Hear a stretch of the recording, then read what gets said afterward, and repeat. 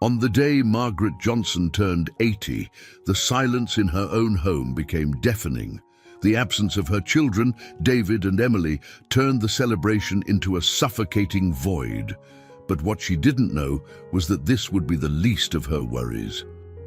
Behind closed curtains and false smiles, dark secrets were about to explode, threatening to destroy the life of a woman who believed she had built a solid family. Overhearing a conversation she was never meant to hear, Margaret realizes her home is a minefield of lies and betrayal. What should have been a quiet evening of celebration becomes the start of a deadly game where every wrong move could be fatal. But as the truth begins to surface, the only question left is, who will survive the chaos that's about to unfold? The late autumn sun cast a soft glow through the windows of Margaret Johnson's modest home, illuminating the room with a warmth that belied the chill outside. It was her 80th birthday, a milestone she had once imagined would be filled with laughter, family, and love. She glanced at the clock on the mantel, 3 p.m., and sighed. There had been no calls from her son David or his Margaret, with her neatly brushed silver hair and soft blue cardigan, sat at the small dining table she had set the night before. She had spent hours preparing her favorite dish, a traditional pot roast, and carefully arranging the plates, hoping David and Emily would show up for dinner. She had even baked her famous apple pie, the one David used to love as a child. As the minutes dragged on, Margaret's excitement dwindled. By 4 p.m., she began to worry. Maybe they were just running late, she told herself, refusing to let disappointment settle in. She picked up her old rotary phone, staring at it for a moment before dialing David's number. The line rang several times before his voice finally answered, curt and hurried. "Mom, what is it?" David asked, his tone devoid of warmth. "I was just wondering if you and Emily were still coming by for dinner." "It's my birthday, and I thought we could..." Margaret's voice trembled slightly, the unspoken hope lingering in the air. "Oh, right. Look, Mom, we're busy. We've got a lot going on today. I didn't forget, but we'll see about stopping by later." "Emily's not feeling well," David replied, sounding distracted. Before Margaret could respond, the line went dead. She stood there for a moment, holding the phone to her ear long after the call had ended, a knot forming in her chest. Busy. Too busy to visit on her birthday. A hollow ache settled in as she realized that David and Emily weren't coming.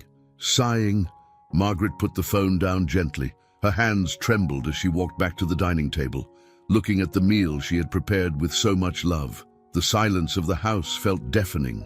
Margaret sank into a chair, her eyes welling with tears she refused to let fall. She had always been strong, always put on a brave face.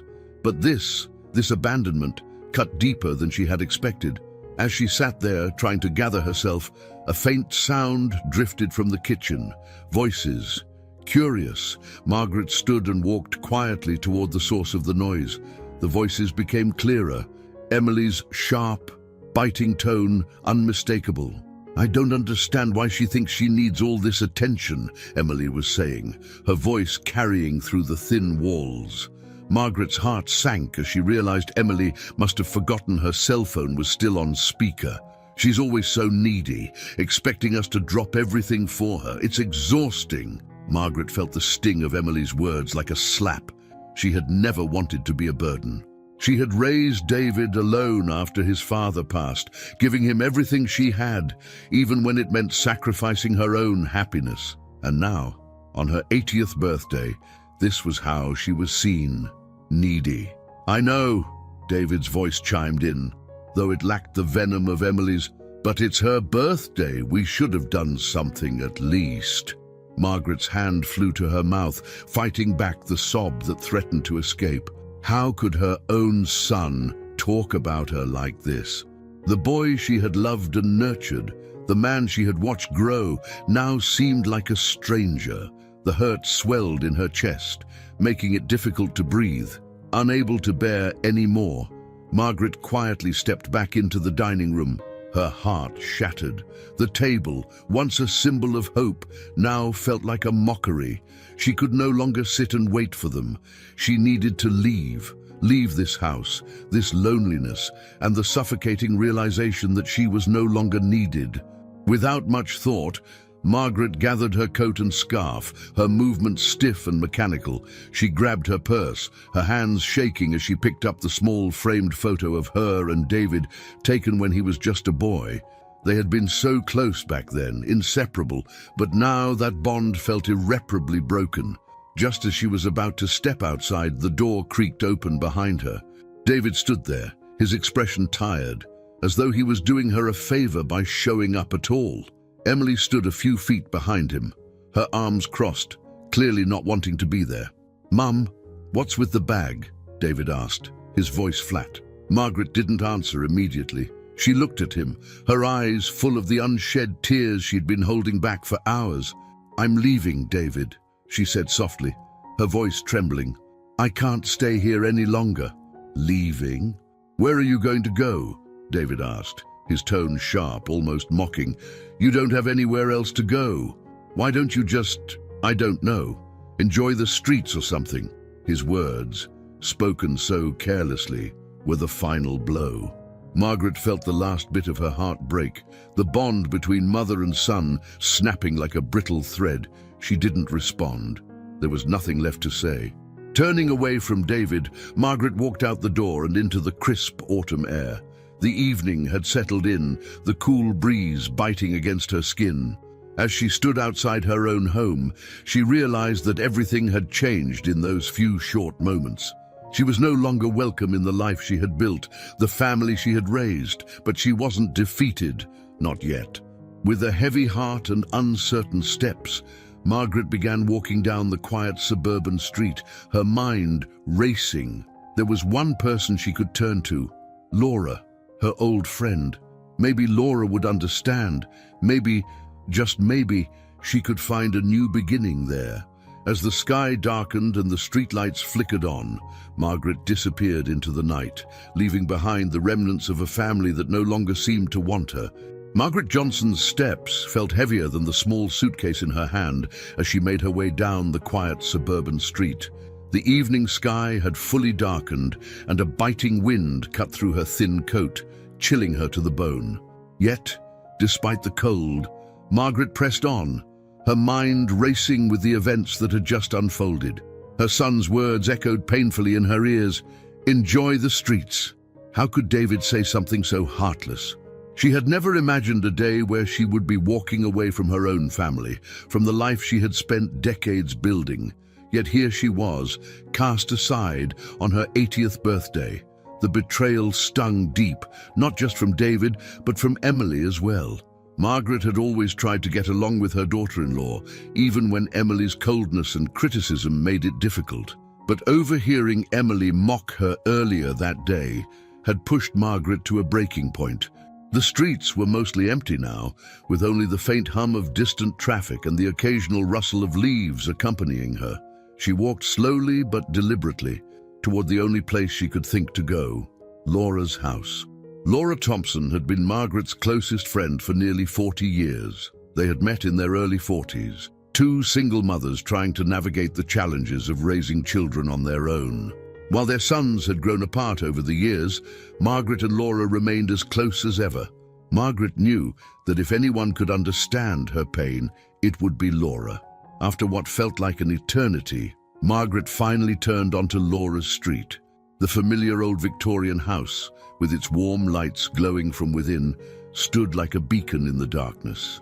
Margaret hesitated for a moment at the gate, her pride battling with the desperate need for comfort. She had never been one to ask for help, not even in her most difficult times. But now, the weight of her son's rejection was too much to bear alone. Taking a deep breath, Margaret approached the door and rang the bell. Moments later, the door swung open, revealing Laura's warm, concerned face. "Margaret?" Laura's voice was soft, filled with both surprise and worry. "What are you doing here at this hour? Is everything okay?" Margaret tried to smile, but the exhaustion and heartbreak etched across her face told the real story. I didn't know where else to go, she said, her voice trembling. I left David's house. I couldn't stay there any longer. Laura's eyes widened in shock, but she quickly stepped aside, ushering Margaret in. Come inside, dear. It's freezing out there. She led Margaret into the cozy living room, where a fire crackled warmly in the fireplace. The scent of freshly brewed tea lingered in the air, and the soft glow of table lamps created a peaceful atmosphere. Margaret sat down on the plush sofa, feeling the warmth of the room slowly seep into her bones. Laura disappeared into the kitchen for a moment, returning with a cup of hot tea.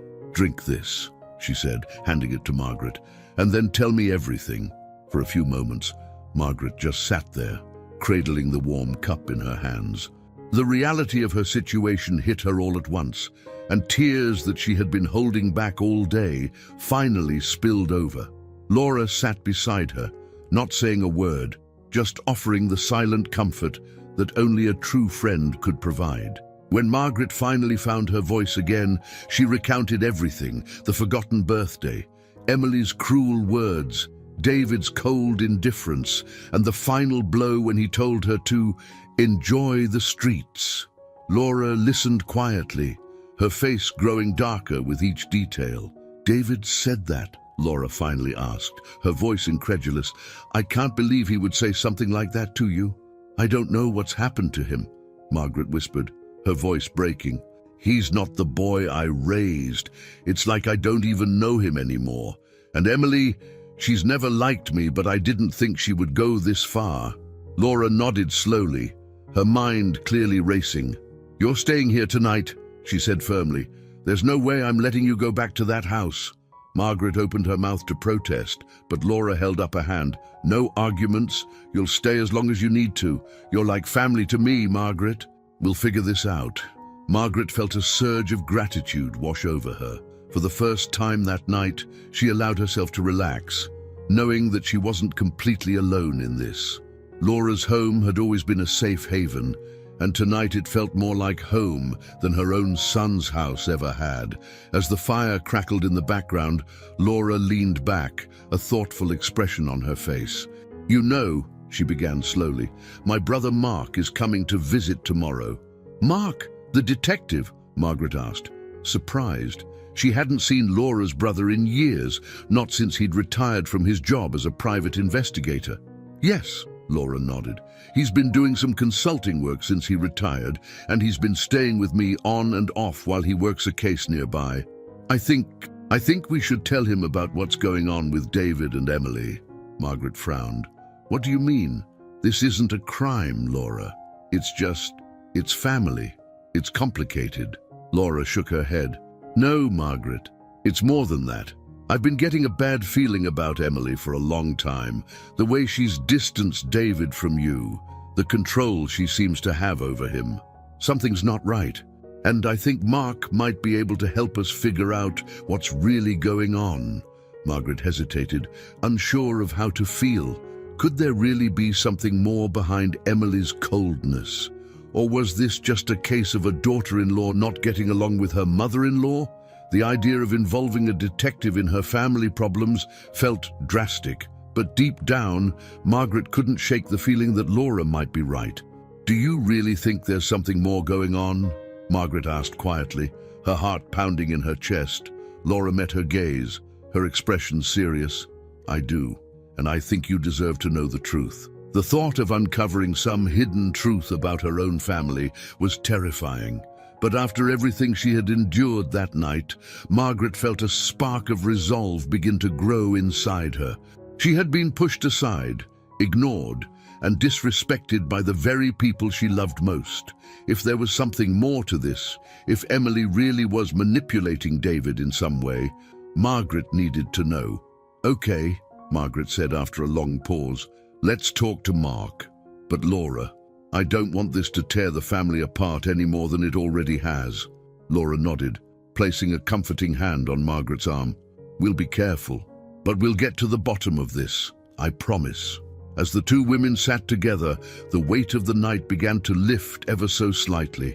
Margaret wasn't sure what the future held or if she would ever reconcile with David, but for now, she wasn't alone. And for the first time in a long time, she felt like she had the strength to fight for the truth. The early morning light filtered through the curtains of Laura's living room, casting soft shadows on the floor. Margaret hadn't slept well. The events of the previous day played over and over in her mind. The coldness of David, the cruel words of Emily, and the feeling of abandonment that still clung to her like a weight she couldn't shake. She was grateful to Laura for taking her in, but a part of her still struggled to come to terms with the fact that she was no longer welcome in her own son's home. Sitting at the kitchen table with a cup of tea in her hands, Margaret stared blankly at the steam rising from the mug. She heard the front door open, followed by the sound of voices. Laura's brother, Mark, had arrived. "Margaret!" Laura called from the hallway. "Come in here. I want you to meet Mark again." Taking a deep breath, Margaret rose from the chair and walked toward the living room. There stood Mark Thompson, taller and more rugged than she remembered, with a sharpness in his eyes that hinted at years of experience as a detective. His graying hair and the lines on his face made him appear weathered. But there was an alertness about him that Margaret instantly trusted. "Margaret," Mark greeted her with a warm smile, stepping forward to shake her hand. "It's been a while." "It has," Margaret replied, trying to return the smile. "Thank you for coming." "Of course," Mark said, glancing at Laura. "Laura told me a little about what's been going on, but I'd like to hear it from you." They sat down in the living room, and Margaret recounted everything. Her 80th birthday, the coldness of her son, and the way Emily had mocked her.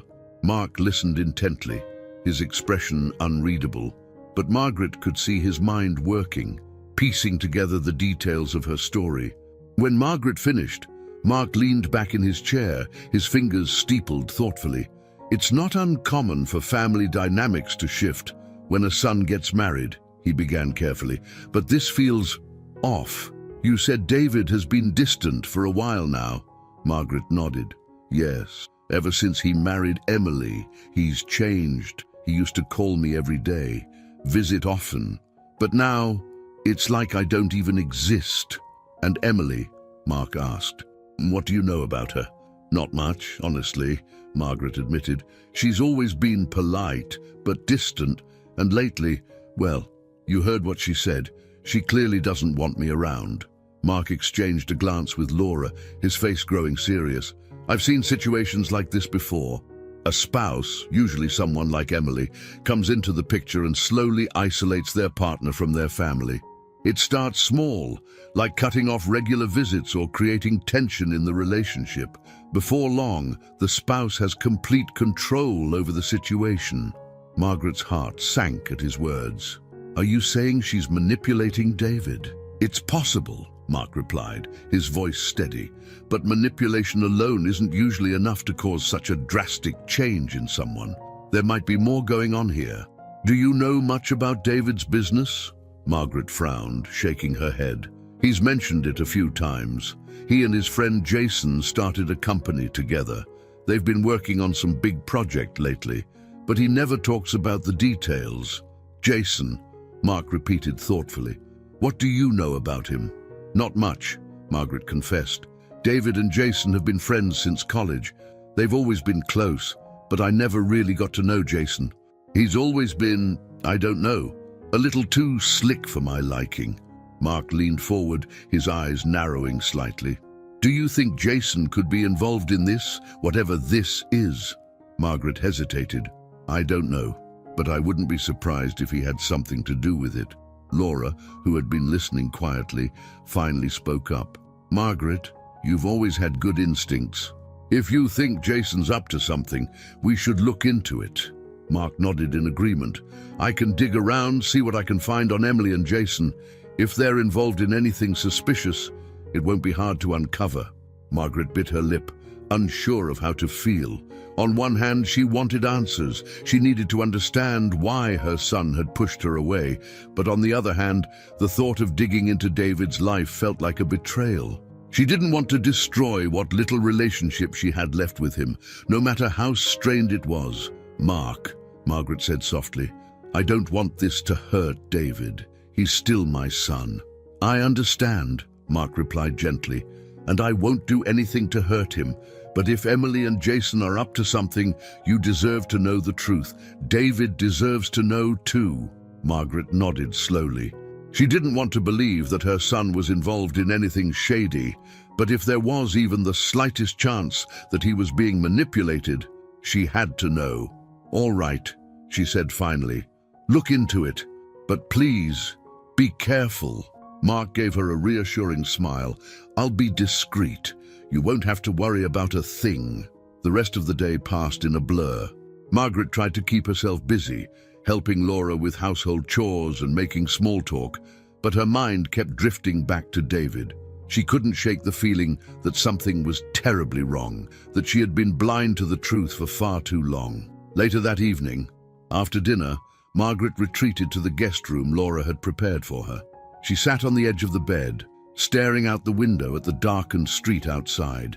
The weight of everything that had happened pressed down on her, making it hard to breathe. How had things come to this? How had her relationship with David deteriorated so completely?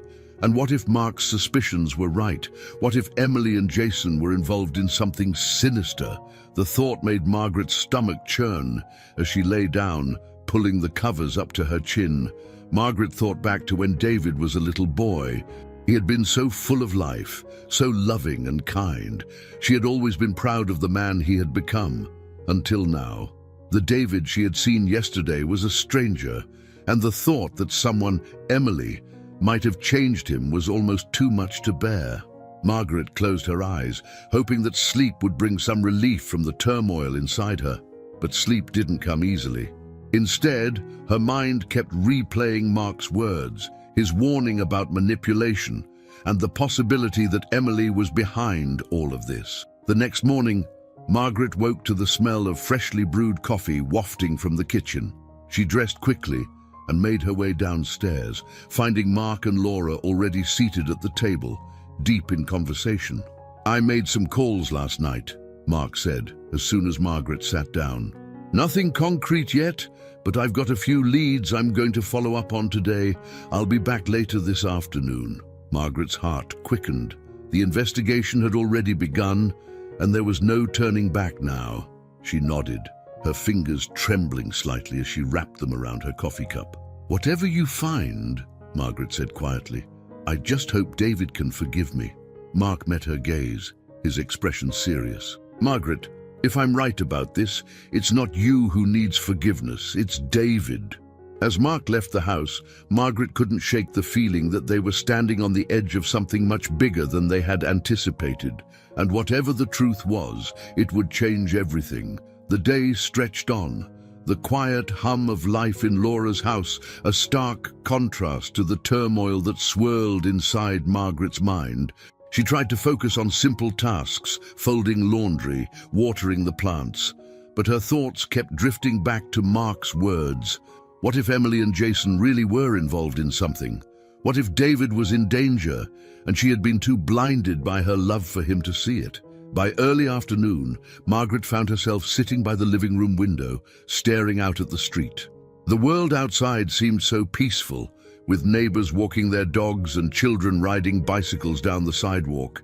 It was hard to believe that her own life had turned upside down, that beneath the surface of her son's success, there might be something much darker lurking.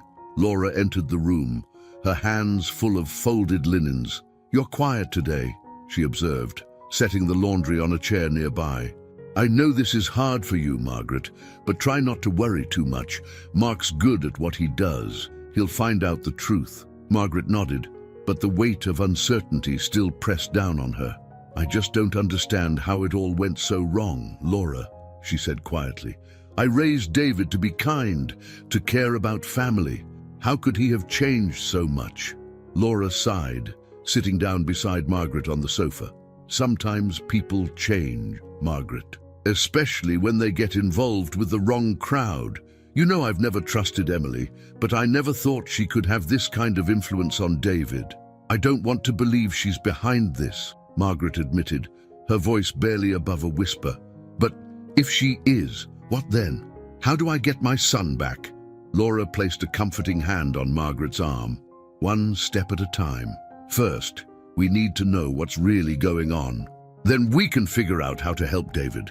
Before Margaret could respond, the front door creaked open, and Mark stepped inside, a grim expression on his face. Margaret's heart leaped into her throat. Had he found something? Was the worst of her fears about to be confirmed? "Mark, you're back," Laura said, standing quickly. "Did you find anything?" Mark nodded, setting his jacket down and crossing the room to join them. He sat down, his face serious. "I made some calls, did a little digging. Nothing definitive yet, but I'm starting to get a clearer picture."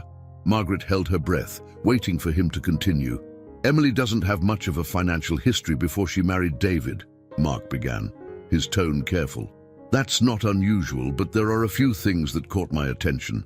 She's been involved in a few business ventures before, all of which failed. It's strange because each of those ventures ended just before they were about to go under financially, but Emily always came out unscathed." Margaret frowned. "What are you saying?" "I'm saying she has a pattern," Mark continued. "She gets involved with companies. Things go south, but she walks away clean. It's almost like she knows when to bail out before it all collapses." Laura's expression darkened. "That sounds calculated." "It is," Mark agreed. "I looked into the company David and Jason run.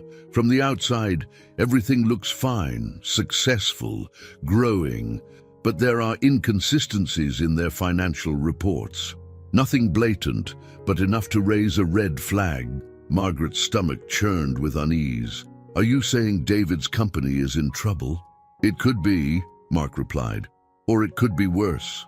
Emily and Jason may be involved in something that David has no idea about. It wouldn't be the first time someone in a company was blindsided by their business partners." Margaret's heart pounded in her chest. The thought that David could be unknowingly involved in something illegal or unethical was horrifying.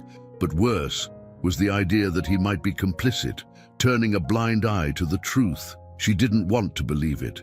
Her son wasn't like that. He wasn't a criminal. "So what do we do now?" Margaret asked, her voice trembling. "I keep digging," Mark said. "I've already reached out to a few contacts who can help me get a closer look at the company's finances. But Margaret, you need to be prepared for the possibility that David knows more than you think." Margaret shook her head, refusing to believe it. "No, Mark, David would never. He's a good man. He wouldn't get involved in something like this willingly." Mark gave her a sympathetic look. "I know you want to believe that, Margaret. And maybe you're right, but I've seen this before. Sometimes people get caught up in something they can't get out of, or they convince themselves that what they're doing isn't wrong." Margaret felt a cold pit form in her stomach. Was it possible that David had been swept up in something without realizing it? Or worse, had he knowingly allowed himself to be pulled into Emily and Jason's schemes? She couldn't bear the thought, but the nagging doubt refused to leave her mind. "I don't know what to think anymore," Margaret whispered, her voice breaking. "I just want my son back." "We'll get to the bottom of this," Mark assured her. "But for now, it might be a good idea to keep your distance from David and Emily. If they're involved in something shady, it's better to stay out of their way until we know more." Margaret nodded slowly, though the idea of cutting off contact with David, even temporarily, filled her with dread. But Mark was right. Until they knew what was really going on, it was safer for her to keep her distance. The rest of the afternoon passed in a blur. Mark left to follow up on his leads, and Margaret and Laura busied themselves around the house, trying to keep their minds occupied. But the tension was palpable, an invisible weight that hung over them both. That evening, as Margaret sat in the quiet of Laura's living room, she thought back to the days when David was a boy. He had always been so kind-hearted, so eager to please. She had never imagined that one day she would be sitting here, wondering if he had been drawn into something so dangerous, so corrupt. As the night deepened, the silence of the house began to feel oppressive. Margaret stood and walked to the window, looking out at the darkened street. She wondered what David was doing at that moment. Was he at home with Emily, unaware of the investigation that was starting to close in on them? Or was he fully aware of everything, complicit in whatever scheme Jason and Emily might be running? The uncertainty gnawed at her, making it impossible to relax. Margaret turned away from the window and walked back to the sofa, sitting down heavily. She didn't know how much more of this she could take. This not knowing, this fear that everything she had believed about her son was wrong. But one thing was certain. No matter what Mark found, no matter what the truth turned out to be, Margaret would stand by David. She would fight for him, even if he had lost his way. He was still her son, and she wasn't going to give up on him, no matter what. Across town, David Johnson sat at his desk in the corner office of his company's high-rise building, staring blankly at the pile of papers in front of him. The glow of the city lights outside provided the only illumination in the room, as he hadn't bothered turning on the lamps when he arrived. It was well after business hours, but David hadn't gone home. He couldn't face the silence of his own home, or worse, Emily's presence. His mind raced, haunted by the events of the past few days. He couldn't stop thinking about his mother, Margaret, and the way he had dismissed her on her 80th birthday. Guilt gnawed at him, growing heavier with every passing hour. He knew deep down that he had crossed a line when he told her to enjoy the streets. He hadn't meant it, not in the way it came out. It was just the anger talking, the stress he had been under lately. But now, days later, the weight of what he had said was suffocating him. David leaned back in his chair, rubbing his temples as the memories of his mother's disappointed face flashed before him. The birthday he should have celebrated with her, the dinner she had undoubtedly spent hours preparing. It was all ruined because of him. He had let her down, but more than that, he had pushed her away. He had always been close to his mother. After his father passed away, it was just the two of them for years. She had raised him on her own, sacrificing everything to give him the best life possible, and now it seemed like all of that had been forgotten. David wasn't blind to the fact that his relationship with his mother had deteriorated since he married Emily, but he hadn't realized just how bad things had gotten until it was too late. A soft knock on the office door interrupted his thoughts. He looked up to see Jason, his best friend and business partner, standing in the doorway with a casual smile on his face. "Working late again?" Jason asked, stepping into the office without waiting for an invitation. He sat down in the chair across from David, leaning back with the easy confidence he always carried. "You're going to burn yourself out if you keep this up." David forced a weak smile, but it didn't reach his eyes. "Yeah, I know. Just trying to catch up on things." Jason studied him for a moment, his sharp eyes missing nothing. "Something's bothering you," he observed. "You've been off for the past few days. What's going on?"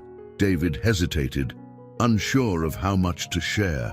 Jason had been his friend for years, but there were things David didn't feel comfortable talking about, especially when it came to his personal life. Still, the guilt that had been eating away at him since his mother's birthday was too much to keep bottled up. "It's my mom," David admitted quietly, looking down at the desk. "Her birthday was the other day, and I didn't even show up. I told her I was too busy, but that was a lie. I just didn't want to deal with the guilt trips. Emily was upset, and I let her talk me out of going. Now I feel like I've ruined everything." Jason raised an eyebrow, but didn't immediately respond. Instead, he leaned forward, folding his hands together as he thought for a moment. "Look, man, you can't beat yourself up over that. I get it. Family stuff can be complicated. Your mom's a tough lady. She'll bounce back." David frowned, not feeling reassured by Jason's words. "She's 80, Jason. She won't just bounce back. She's all alone, and I told her to go live on the streets." The words tasted bitter as they left his mouth, the shame heavy in his chest. Jason's eyes flickered with something unreadable for a moment before he shrugged. "It was a mistake, sure, but you can't change the past. What's done is done. She'll forgive you. She always does, right?" David wanted to believe that, but the doubt gnawed at him. This time felt different. This wasn't just a petty argument or a disagreement over something small. This was his mother's birthday, one of the most important days of her life. and he had treated it like it didn't matter. "I don't know," David said after a long pause. "I'm not sure if she will forgive me this time." Jason leaned back in his chair, crossing his arms over his chest as he regarded David thoughtfully. "You've got a lot on your plate right now. Running this company, dealing with Emily's issues. It's understandable that you'd be stressed out, but you need to focus on what's important, your future, this business. Family is important, sure, but you can't let it hold you back." David's stomach twisted at Jason's words. He knew Jason wasn't wrong. His company was his life's work, something he and Jason had built from the ground up. It demanded all of his time and energy, but it didn't make the guilt he felt any easier to bear. "I just need to fix things with my mom," David said, his voice barely above a whisper. "She doesn't deserve this." Jason nodded slowly, but there was a guarded look in his eyes. "Do what you need to do, but just remember, you've got bigger things on the horizon. This project we're working on, it's going to take this company to the next level. We can't afford any distractions right now." David forced a nod, though the words felt hollow. He knew Jason was right about the business. This project they were working on was the biggest thing they had ever undertaken. But at what cost? His relationship with his mother was crumbling, and the tension between him and Emily was growing by the day. As if on cue, his phone buzzed on the desk. David glanced at the screen, seeing Emily's name flash across it. He hesitated for a moment before picking up the call. "David, where are you?" Emily's voice came through the phone, sharp and demanding. "You said you'd be home by now. We need to talk." "I'm still at the office," David replied, his voice strained. "I've got a lot to do." "Well, you need to come home," Emily snapped. "We can't keep avoiding this conversation." David sighed, rubbing his temples. He knew exactly what conversation she was referring to, the constant fights they had been having lately about his mother, about the business, about everything. Emily was relentless, always pushing him to prioritize their future, their success, and he was starting to feel suffocated by it. "I'll be home soon," David muttered, ending the call before she could say anything more. Jason watched him carefully, a smirk playing at the corner of his mouth. "Trouble in paradise." David shot him a look. "I don't know what's going on with her anymore. She's been different lately, more controlling, more distant." Jason shrugged. "It happens. People change. Just make sure you stay focused on what's important." David nodded, but a sinking feeling settled in his chest. He had always trusted Jason. After all, they had been through everything together. But lately, something about Jason's attitude toward his personal life felt off, as if he was encouraging David to distance himself from everything that mattered outside of the business. As the evening wore on, David found himself sitting in his office long after Jason left, staring out at the city skyline. The weight of his guilt over his mother, the growing tension with Emily, and the unease he felt about Jason all swirled together in his mind, leaving him feeling more lost than ever. How had his life gotten so complicated? He used to know who he was, what he wanted, but now everything felt uncertain. His mother, the one person who had always been there for him, was slipping away, and he wasn't sure if he could get her back. David leaned forward, resting his head in his hands. He didn't know what to do. He didn't know how to fix the mess his life had become, and for the first time in a long time, he wasn't sure if he could. Margaret sat at the kitchen table in Laura's home, her eyes fixated on the delicate floral pattern of the teacup in her hands. She had barely touched the tea, its warmth long faded. Her mind was elsewhere, spinning with the recent revelations from Mark. Emily's suspicious past, Jason's influence on David. It all felt like a surreal nightmare. Could David truly be blind to what was happening around him? Or worse, was he somehow involved? Laura bustled about the kitchen, preparing a simple lunch, but she kept casting concerned glances at Margaret. The silence between them was heavy, filled with unspoken worries. Finally, Laura set down a plate of sandwiches and sat across from Margaret, her expression softening. "Margaret, you've been quiet all morning. You haven't said much since Mark's last update." Laura's voice was gentle, laced with concern. "What are you thinking?" Margaret sighed, setting down the teacup and folding her hands in her lap. I'm scared, Laura. I'm scared that Mark's right, that David's caught up in something terrible, and I was too blind to see it. I don't know what to believe anymore. Laura reached across the table and took Margaret's hand, squeezing it reassuringly. Whatever happens, we'll face it together. You're not alone in this. Margaret managed a weak smile, grateful for Laura's unwavering support. But the weight of the situation still hung over her like a dark cloud. She had to do something. She couldn't just sit by and watch her son's life fall apart. But what? Confronting David seemed impossible. He had made it clear he didn't want to hear from her, and after their last encounter, Margaret wasn't sure if she had the strength to face him again. The sharp trill of the doorbell interrupted their conversation. Margaret's heart skipped a beat, her mind immediately jumping to the worst-case scenario. Laura stood, glancing toward the front door. That must be Mark, Laura said, heading to answer it. Moments later, Mark entered the kitchen, his expression grave. He nodded in greeting to both women before taking a seat at the table. Margaret, he began, his voice steady, I've looked into things further, and it's worse than I thought. Margaret's heart sank. She had been bracing herself for bad news, but hearing Mark confirm it still felt like a punch to the gut. She swallowed hard, her voice barely a whisper. What did you find? Jason and Emily are definitely up to something, Mark continued.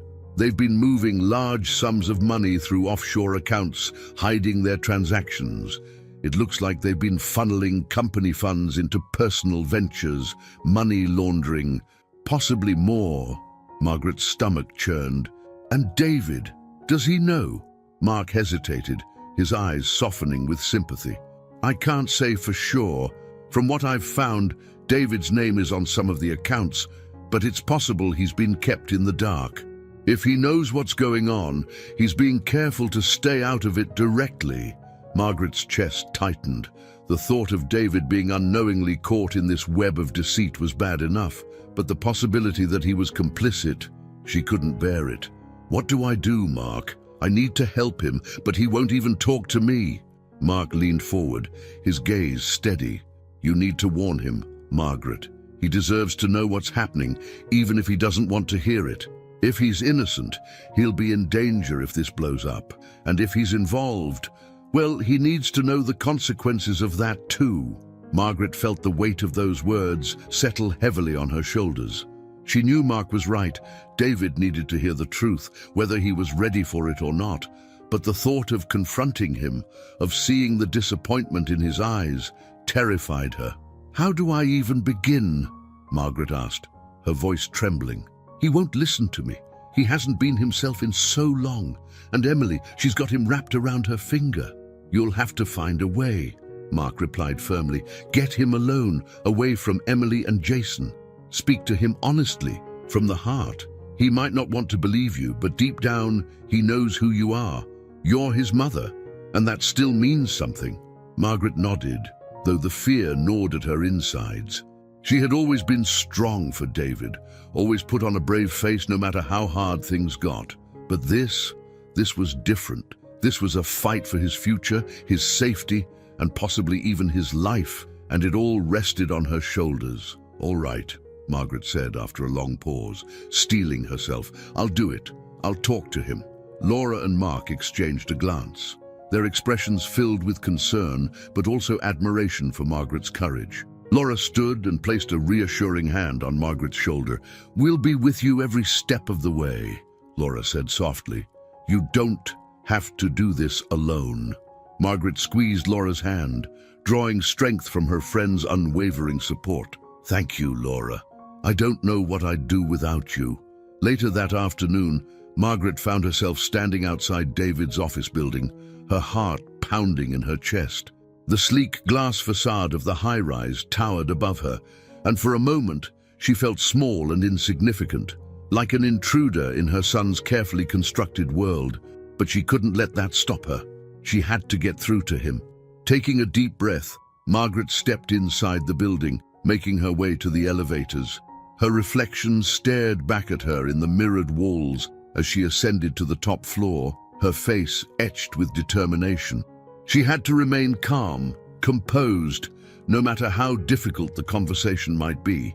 When the elevator doors opened, Margaret stepped out into the sleek, modern office space. The receptionist behind the front desk glanced up, a polite smile on her face. "Can I help you?" the receptionist asked. "I'm here to see David Johnson," Margaret replied, her voice steady. "I'm his mother." The receptionist's smile faltered slightly, but she nodded. "Just a moment, Mrs. Johnson." Margaret waited as the receptionist made a quick call, and a few moments later, David appeared at the end of the hallway. He looked surprised to see her, and for a brief moment, Margaret thought she saw a flicker of guilt in his eyes. But it quickly vanished, replaced by a mask of irritation. "Mom, what are you doing here?" David asked, his voice strained. "I'm in the middle of a busy day." Margaret's heart tightened, but she stood her ground. "We need to talk, David. It's important." David sighed, glancing at his watch. "Can't this wait? I really don't have time for this right now." "No, David," Margaret said firmly. "It can't wait. Please, just give me a few minutes." David hesitated, clearly torn between his frustration and the nagging sense of responsibility to hear his mother out. Finally, he gestured toward his office. "Fine, but make it quick." Margaret followed him into the office, her palms sweating as she sat down across from him. David closed the door behind them, then sat behind his desk, his expression guarded. "What's this about?" David asked, his tone impatient. Margaret took a deep breath, gathering her thoughts. "David, I know about the company. I know about Emily and Jason." David's eyes widened, shock flickering across his face. "What are you talking about?" "I know they're moving money through offshore accounts," Margaret continued, her voice trembling slightly. "I know they're involved in something illegal. I don't know how much you know, but you need to understand. This is dangerous. You're in danger." David stared at her, his face a mixture of disbelief and anger. "Mom, what are you talking about? You don't know anything about my business." Margaret leaned forward, her eyes pleading. "David, please, listen to me. Mark has been investigating." "Mark?" David interrupted, his voice rising. "You're letting Mark get involved in my life now? I can't believe this. You don't know what you're talking about, Mom. Just stay out of it." Margaret's heart broke at his words, but she refused to back down. "I'm not staying out of it, David. I'm your mother, and I won't stand by and watch you get hurt." David's face flushed with anger, and he stood abruptly, pacing behind his desk. "You don't understand anything. Emily and Jason are my partners. They've been helping me build this company. There's nothing illegal going on." "David," Margaret said softly, her voice filled with sorrow, "I love you, but you're being blinded by them. You need to look at the facts. You're being used." David turned toward her, his eyes blazing with fury. "Get out!" Margaret froze, her heart pounding in her chest. "David, please!" "I said, get out!" David shouted, his voice echoing through the room. "I don't want to hear any more of this. You're not welcome here." Tears filled Margaret's eyes as she stood, her legs trembling beneath her. She had come here to save her son, to protect him from the danger she knew was closing in on him. Margaret stood frozen in David's office, the weight of his words hanging in the air like a physical blow. She had come here hoping to save her son, to open his eyes to the dangerous game he was unknowingly caught in, but his reaction was far worse than she had anticipated. His fury, the venom in his voice as he told her to leave, it was as if the loving boy she had raised had been completely erased, replaced by a man she no longer recognized. "I don't want to hear another word about this," David continued, his voice now lower but just as sharp. He wasn't even looking at her anymore, his gaze fixed angrily on the window behind his desk. "You've done enough damage." Margaret's throat tightened. "David, I'm not trying to hurt you. I'm trying to protect you. Can't you see that?" "From what?" David snapped, finally turning to face her. "From my own wife, my best friend. You're being manipulated by Mark, of all people. I can't believe you'd come here with this." Margaret flinched at his words, but she refused to back down. "I'm not being manipulated. I'm trying to help you see what's happening right in front of you. Emily and Jason are involved in something illegal, and you're going to get caught in the middle if you don't do something about it." David shook his head, a bitter laugh escaping his lips. "You're wrong, Mom. You don't understand anything about my life, about my business. Emily's the best thing that ever happened to me. She's not doing anything wrong." Margaret's heart broke at his denial. She could see the conflict in his eyes, the flicker of doubt that he refused to acknowledge. But the walls he had built around himself were too high, too fortified by his loyalty to Emily and Jason. "I'm sorry you feel that way," Margaret said softly, her voice thick with emotion. "But I'm not giving up on you. I won't let them destroy you." David's jaw clenched, and for a moment, Margaret thought she saw a glimmer of vulnerability in his eyes. But then, just as quickly, it was gone, replaced by the cold, unyielding mask he had worn since she'd walked into the room. "Leave," he said, his tone final. Margaret stood there for a moment longer, her heart aching, but she knew there was no point in arguing with him now. He wasn't ready to hear the truth. Not yet. Without another word, Margaret turned and walked out of the office, her steps heavy with the weight of her failure. As she exited the building and stepped out onto the busy street, the noise of the city around her felt distant, muted. Her mind was consumed with the painful realization that her son was slipping further and further out of reach, and there was nothing she could do to stop it. Back at home, Emily sat at the dining room table, scrolling through her phone. A glass of red wine sat untouched beside her, but her focus was entirely on the screen. She had been monitoring Margaret's movements ever since the old woman had stormed out of the house days ago. Emily had been prepared for something like this. Margaret's stubbornness was well known, and Emily had always known it would be a matter of time before she started poking around. But Emily was not one to leave loose ends. She had carefully constructed her life with David, positioning herself as the devoted wife and partner in his business. And Jason, her accomplice, her partner in the shadows, had been instrumental in ensuring that everything ran smoothly. Together, they had funneled money through David's company, moving it to offshore accounts, setting themselves up for a future far beyond the life David imagined they were building. She smirked as she read through the latest update from a private investigator she had hired weeks ago. The report confirmed that Margaret had spoken with Mark, the so-called retired detective. Emily had anticipated that move. She wasn't worried about Mark. He was nosy, sure, but he didn't have the resources to truly expose what she and Jason were doing, and by the time anyone figured it out, it would be too late. The sound of the front door opening caught her attention, and she quickly composed herself, putting her phone away just as David walked into the room. "You're home late," Emily said, her tone casual as she stood to greet him. David looked exhausted, his tie already loosened, his expression clouded with frustration. "Yeah, I stayed at the office to catch up on some things." Emily raised an eyebrow, sensing that something was off. "Everything okay?" David hesitated, running a hand through his hair before meeting her gaze. "Mom came by the office today." Emily's heart skipped a beat, but she kept her face neutral. "Oh, what did she want?" "She's been talking to Mark," David muttered, his voice laced with irritation. "She's convinced that you and Jason are doing something illegal." Emily's stomach tightened, but she forced a laugh, shaking her head as if the idea were absurd. "David, you know that's ridiculous. Your mother has always been overly protective, especially when it comes to your business. She doesn't understand how things work." David nodded, though his expression remained troubled. "I know, but she's really convinced this time. I've never seen her like this." Emily placed a hand on his arm, her touch soft and reassuring. "She's worried about you. That's all it is. But you can't let her paranoia get in the way of what we're building together." David sighed, looking down at the floor. "I told her to leave. I told her she was wrong, but I don't know. She's my mom. You know, what if there's something I'm missing?" Emily's heart pounded in her chest, but she kept her expression calm, her voice soothing. "You're not missing anything, David. We've been open about everything from the start. Your mom's she's struggling to accept that you're independent now, that you don't need her as much as you used to. She'll come around."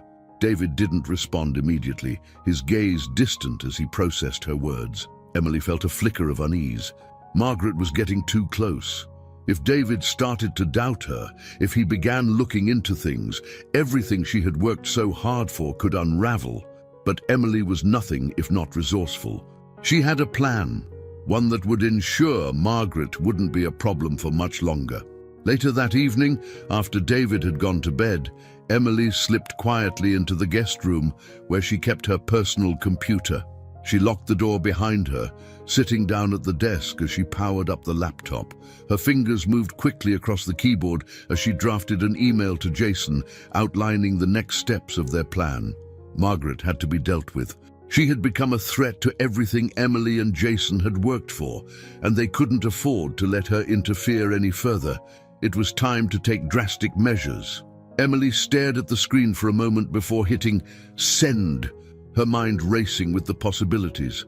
They would have to be careful, of course. Nothing could be traced back to them. But Jason was good at what he did, and Emily had no doubt that together they could make Margaret's life a living nightmare.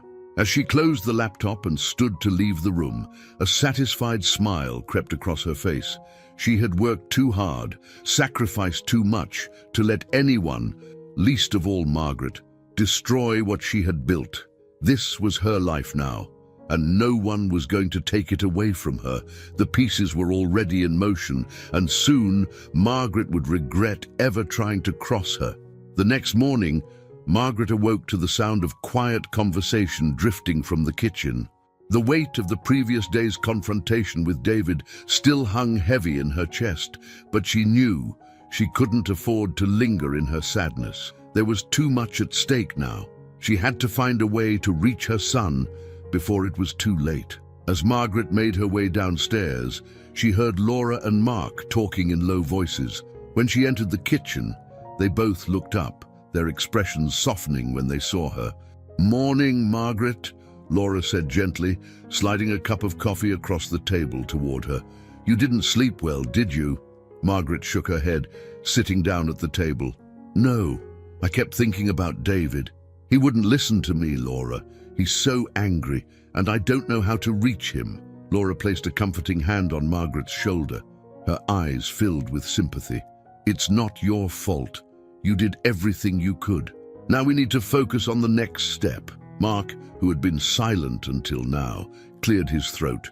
"Margaret, I've been digging deeper into this situation. I know it's hard to hear, but I think you were right to confront David. What I've found so far makes it clear that Emily and Jason are involved in something dangerous." Margaret's heart sank. "What did you find?"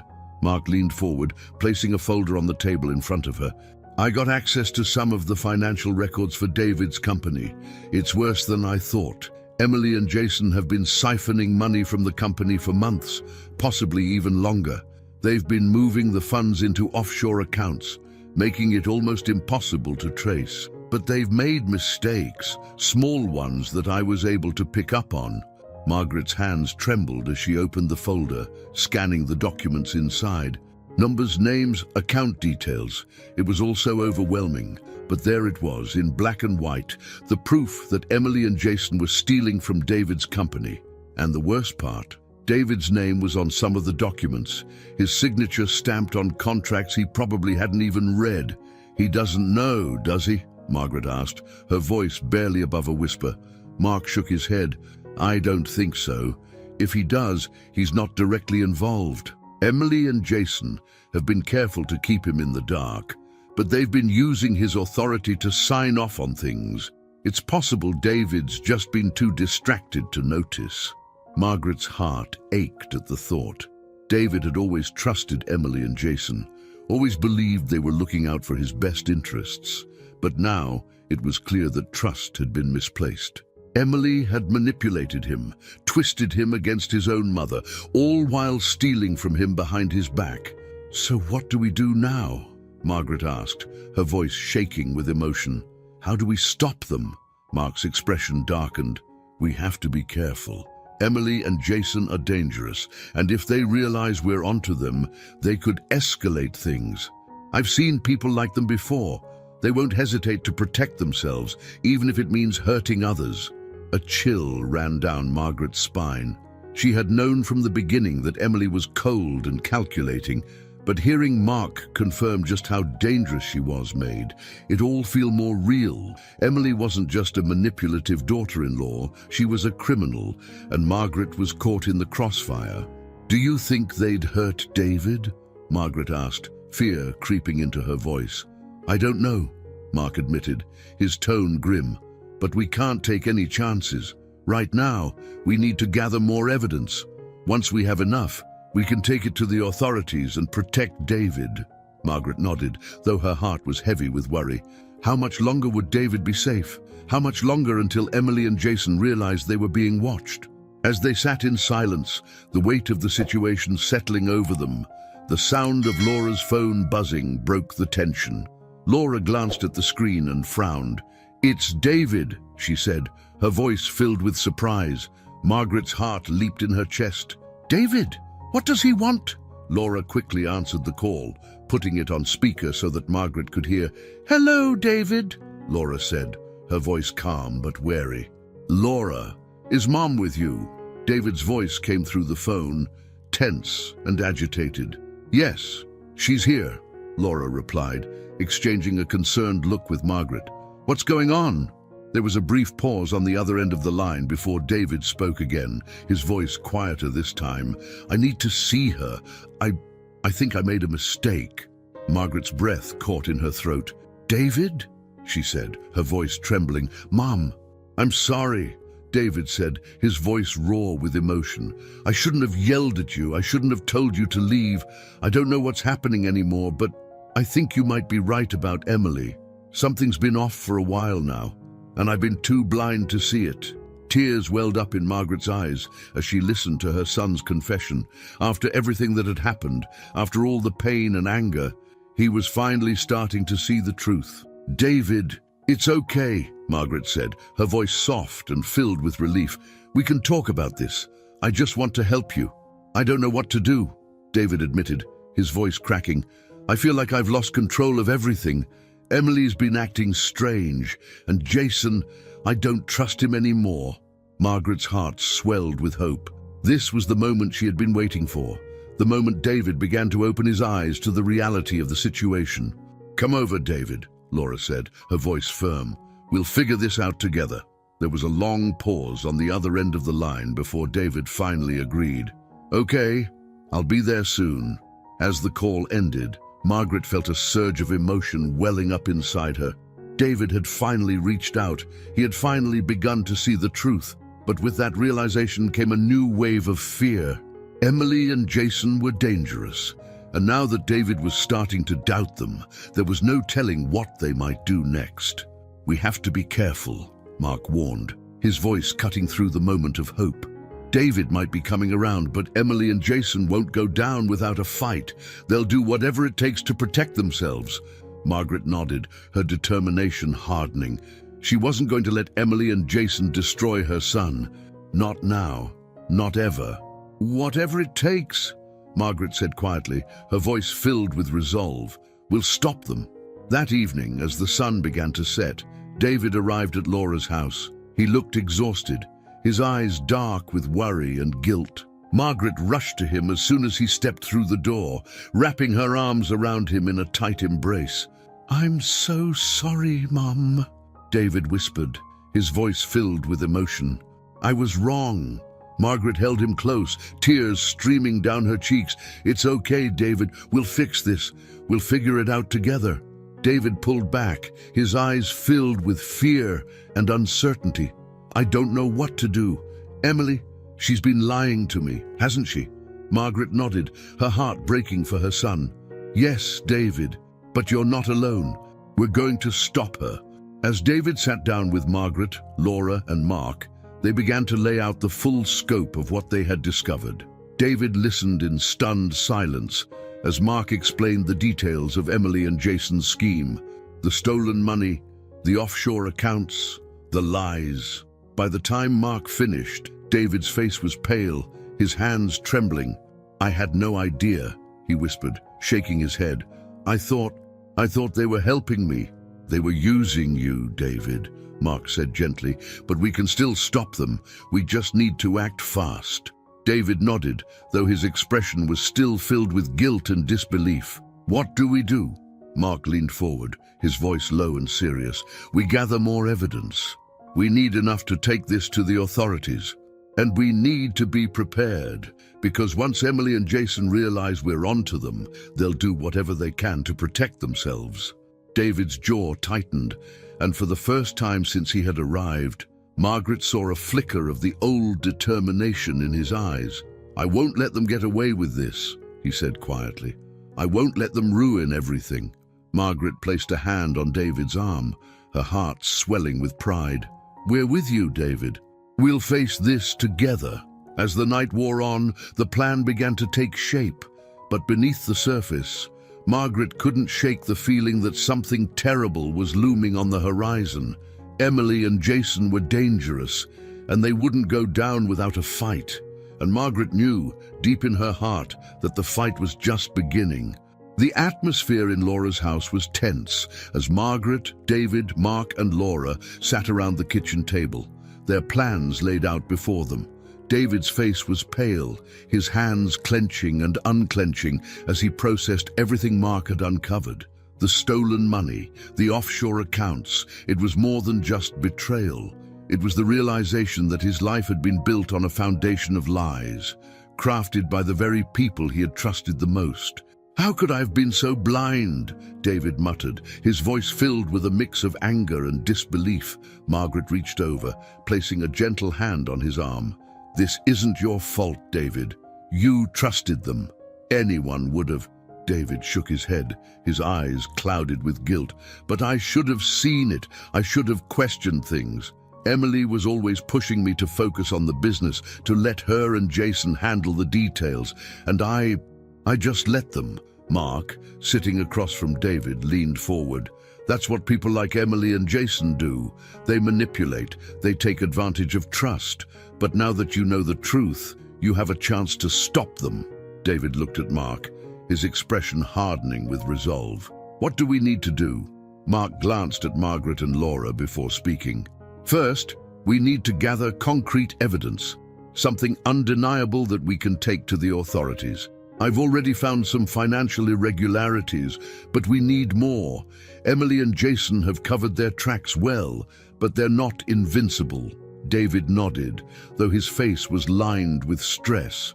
"How do we get that evidence without them realizing what we're doing?" "That's where it gets tricky," Mark admitted. "We can't just barge in and demand answers. We need to play it smart, get them to slip up. They'll get careless if they think you're still on their side." David's expression darkened.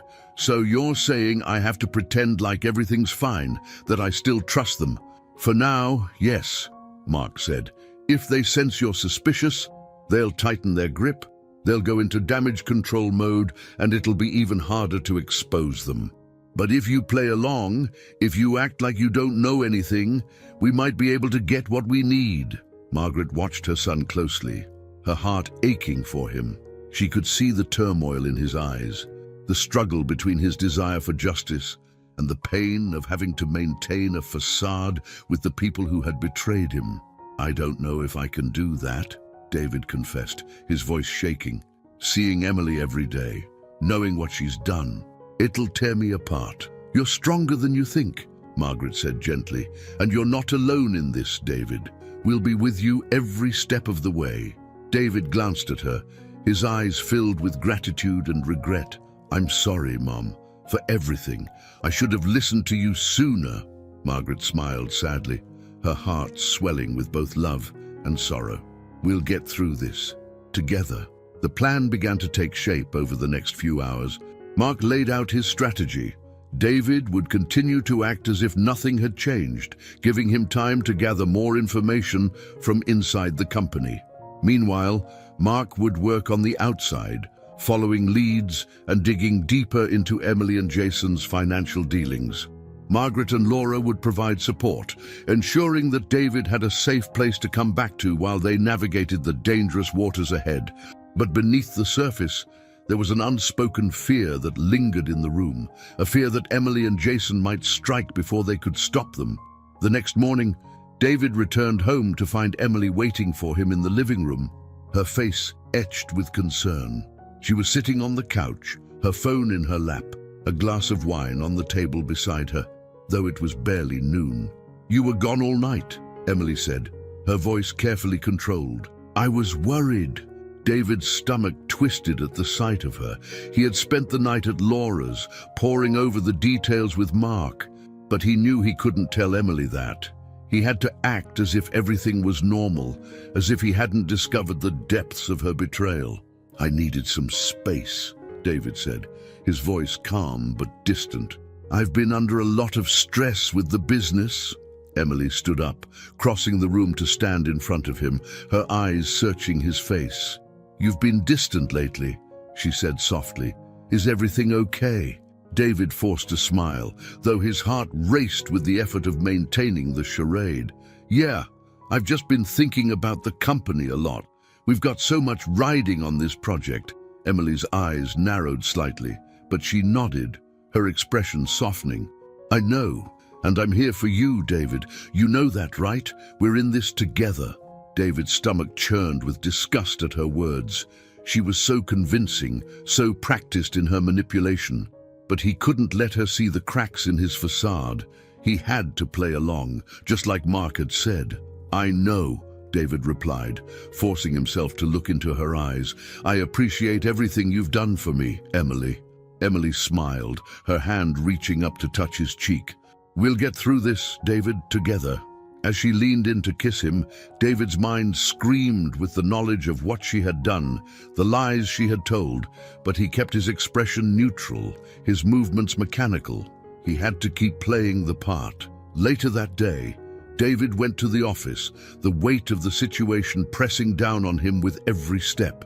Jason was already there, sitting behind his desk, reviewing some papers. He looked up when David entered, flashing him a grin that now seemed insincere.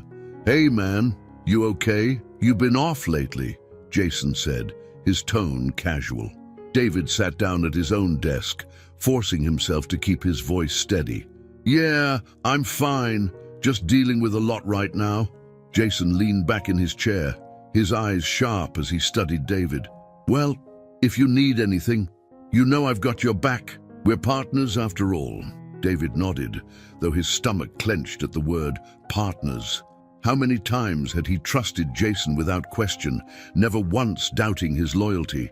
And how many times had Jason lied to his face, all while stealing from him? "I appreciate that," David said, keeping his tone light. "We're in this together, right?" Jason smiled, though there was something cold behind his eyes. "Always." The rest of the day passed in a blur of meetings and paperwork, but David's mind was elsewhere. Every conversation he had with Jason felt like a game, a careful balancing act between pretending to be the same man he had been and the growing anger that simmered just below the surface. By the time David returned home that evening, his nerves were frayed. He couldn't keep this up for much longer. Every time he saw Emily or Jason, he felt like he was walking a tightrope, one wrong step away from everything collapsing. As David walked into the house, he noticed that Emily wasn't in the living room where she usually waited for him.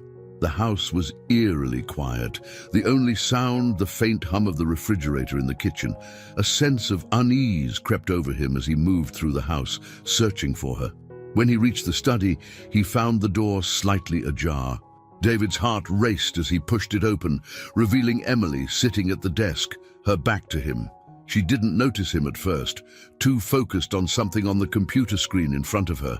David's breath caught in his throat when he saw what she was looking at: financial records, encrypted emails, and account information that matched the documents Mark had shown him.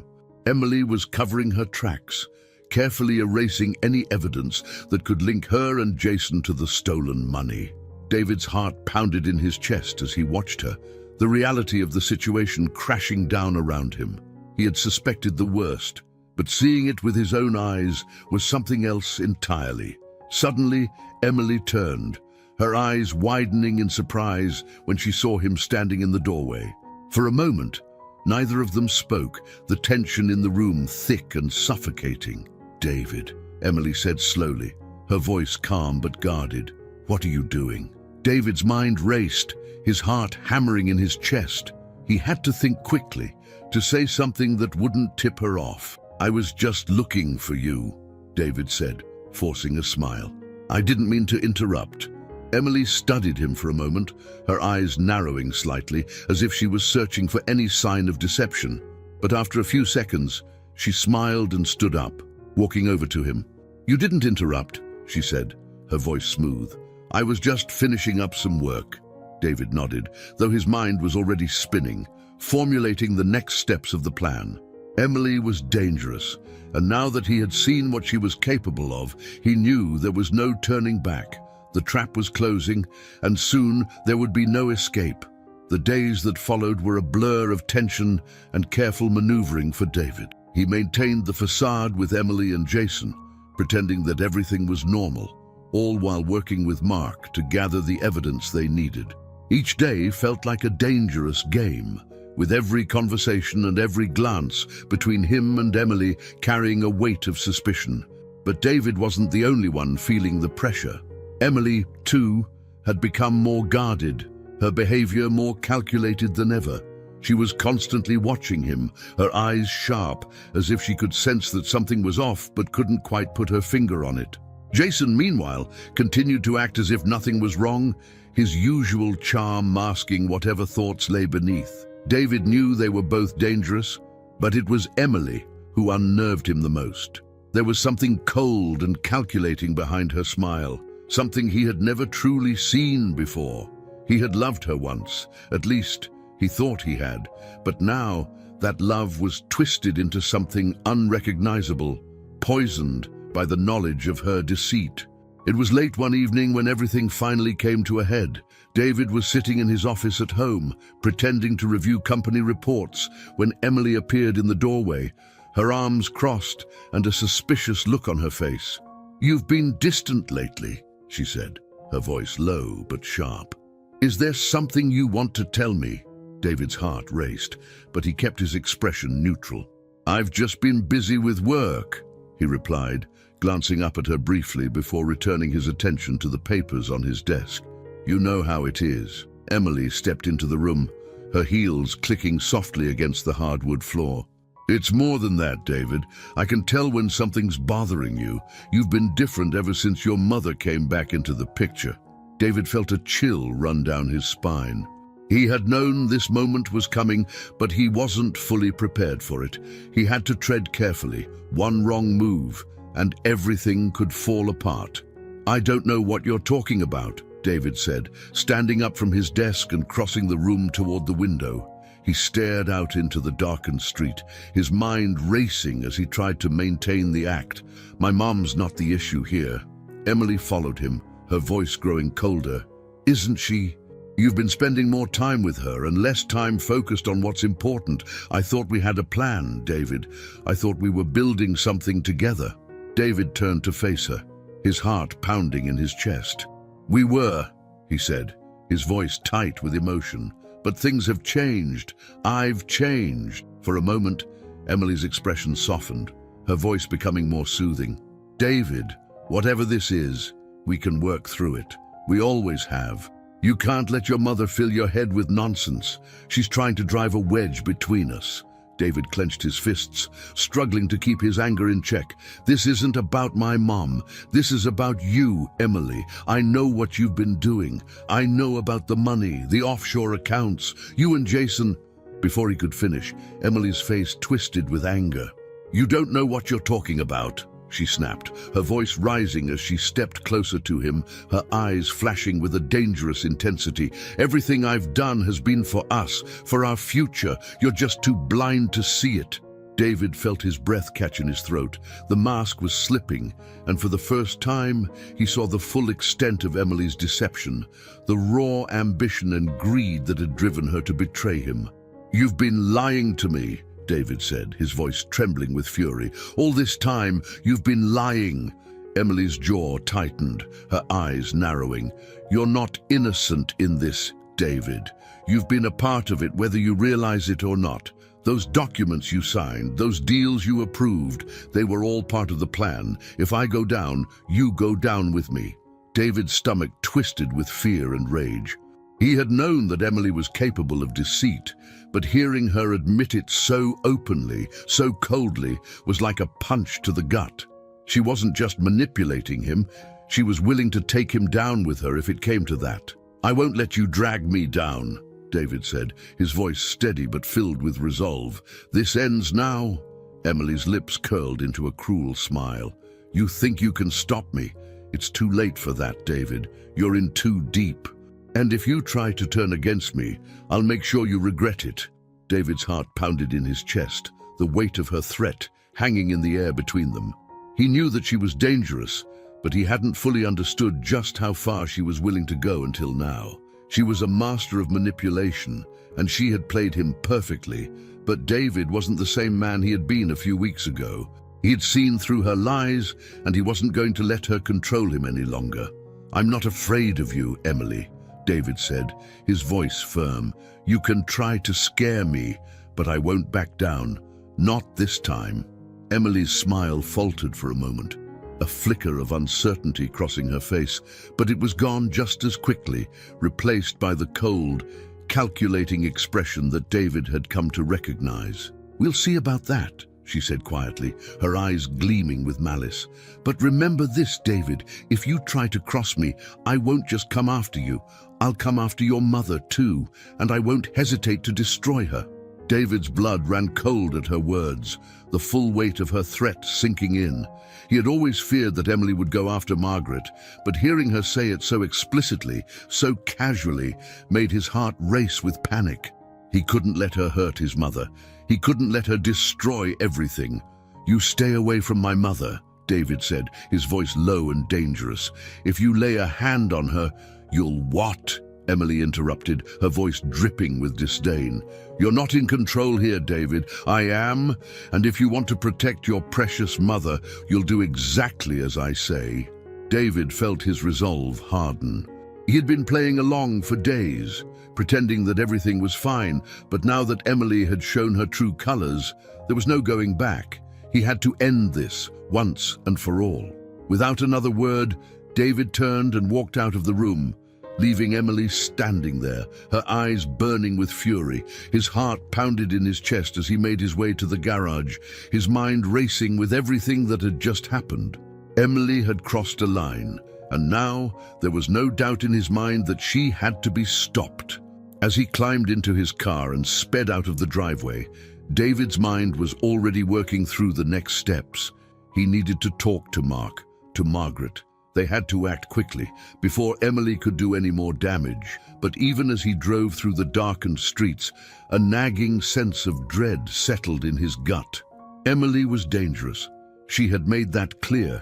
And now, with her back against the wall, there was no telling what she might do. Meanwhile, Emily stood in the middle of the study, her chest heaving with anger. David had changed. He wasn't the weak, gullible man she had manipulated for so long. He was fighting back, and that made him a threat she couldn't afford to ignore. She grabbed her phone and dialed Jason's number, her fingers trembling with fury. The line rang twice before he answered, his voice casual. "What's up?" "David knows," Emily hissed, pacing the room. "He's on to us." There was a brief silence on the other end of the line before Jason spoke again, his voice calm but serious. "How much does he know?" "Enough," Emily replied, her voice tight. "We need to move fast. If he goes to the authorities..." "He won't," Jason interrupted. "Not if we handle this the right way." Emily paused, her heart racing. "What are you suggesting?" Jason's voice was cold, calculated. "We make sure David can't say anything, and we make sure Margaret stays out of the picture, for good." Emily's breath caught in her throat, a chill running down her spine. She had known that Jason was ruthless, but this was a step she hadn't been prepared to take. But as the weight of David's defiance settled over her, Emily realized that she didn't have a choice. If they wanted to protect themselves, they had to act, and they had to act now.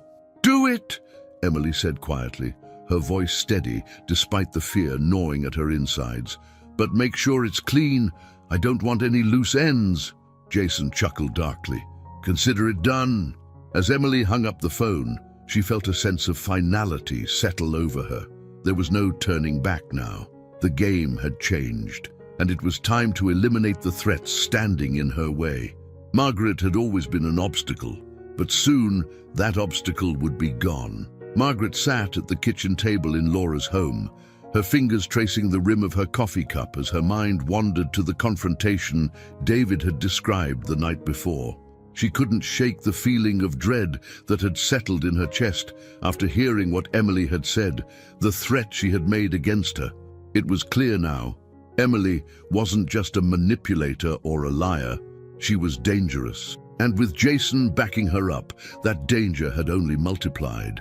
Laura sat across from her, her face etched with concern. "Do you think David's okay? After everything he told you last night, I can't help but worry." Margaret sighed, her eyes distant. "He's strong, but I don't know how much more of this he can take. Emily's not just playing games anymore. She's threatening him, threatening me." Laura reached out, squeezing Margaret's hand. "We'll protect him, and we'll protect you. Mark is on top of things, and once we have enough evidence, Emily and Jason will be out of our lives for good." Margaret nodded, though the pit in her stomach told her it wouldn't be that easy. Emily was smart, and she had covered her tracks well. The deeper Mark dug into her and Jason's schemes, the clearer it became that they were up against two people with no regard for anyone but themselves. Just as the thought crossed her mind, the front door opened and Mark entered, a serious look on his face. He set his coat down and joined them at the table, his expression grim. "We've got a problem," Mark said, his voice low. Margaret's heart skipped a beat. "What is it?" Mark leaned forward, his eyes locking onto hers. "I've been following Emily and Jason more closely over the last few days. They've been moving money faster, transferring it into more secure accounts. It's as if they know we're onto them." Margaret's blood ran cold. "You think they know what we're doing?" "I can't be sure," Mark said, rubbing his temples. "But it looks like they're getting ready to disappear. If they sense any more heat, they could take off with the money and vanish for good. And there's something else." "What?" Laura asked, her voice laced with fear. Mark hesitated, his gaze shifting to Margaret. "They're planning something more immediate. Jason's been making calls, dangerous calls. I think they're setting up a contingency plan in case things go south." Margaret felt her stomach drop. "You mean they're going to hurt David?" "I think they're considering it," Mark said grimly. "But they're more focused on you, Margaret. Emily sees you as the root of all this, her biggest threat." A chill ran down Margaret's spine.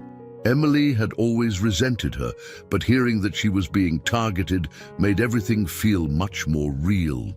She had never imagined that the situation would escalate to this point, where her life and David's could be in danger.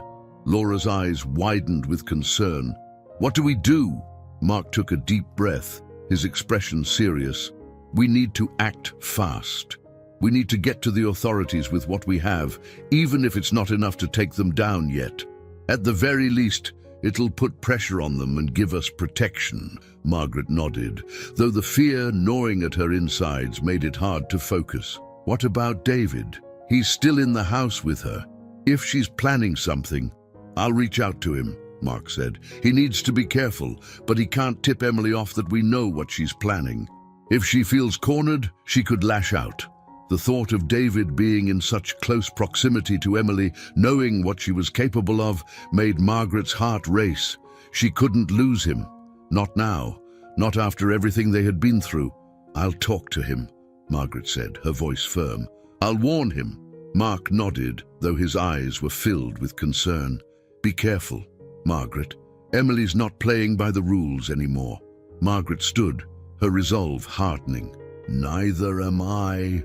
That evening, David sat in his office at home, his mind racing as he stared at the documents on his desk.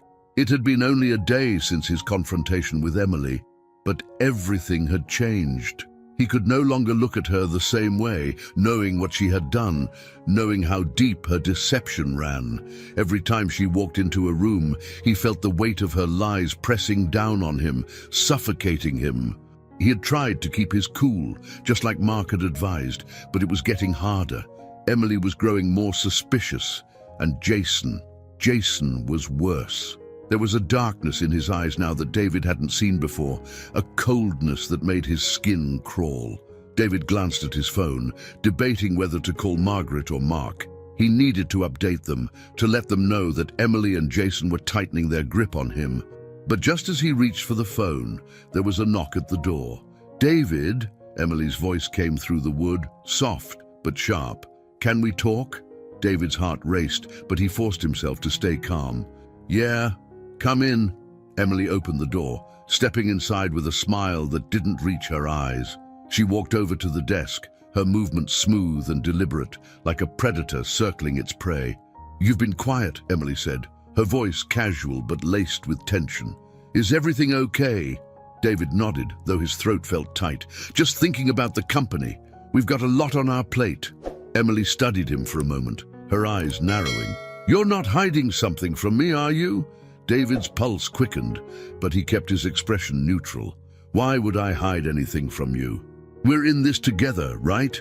Emily smiled, but there was something cold in her gaze. "Of course we are, but you've been distant lately, and that makes me wonder if there's something going on that I should know about." David clenched his fists beneath the desk, the tension in the room growing thicker with each passing second. He had to be careful. Emily was testing him, searching for cracks in his facade. "There's nothing going on," David said, his voice steady. "I'm just stressed. You know how it is." Emily didn't respond immediately. She walked around the desk, standing behind him and placing her hands on his shoulders. The gesture was meant to be comforting, but it only made David feel trapped. "We're in this together, David," Emily whispered, her voice soft but dangerous. "Don't forget that." David swallowed hard, his heart pounding in his chest. He couldn't keep this up much longer. He needed to get out, to find a way to protect his mother and himself before it was too late. "I know," David said, forcing a smile. "I won't forget." Emily lingered for a moment longer before stepping back, her eyes still fixed on him. "Good, because I'd hate for anything to come between us." David nodded, his stomach churning as she left the room. The second the door closed behind her, he exhaled a breath he hadn't realized he was holding. She was onto him. He could feel it. His phone buzzed on the desk, and David grabbed it, relief flooding him when he saw his mother's name on the screen. He quickly answered the call, his voice low as he spoke. "Mom?" "David!" Margaret's voice came through the line, calm but filled with urgency. "You need to be careful. Mark's found something, Emily and Jason. They're planning something. They might try to hurt you." David's heart pounded. He had suspected as much, but hearing his mother confirm it made the threat feel all the more real. "I know," David whispered, his eyes darting to the door to make sure Emily wasn't nearby. "She's acting strange. She knows something's off." "We're going to the authorities," Margaret said, "but you need to get out of there. Don't give her a chance to trap you."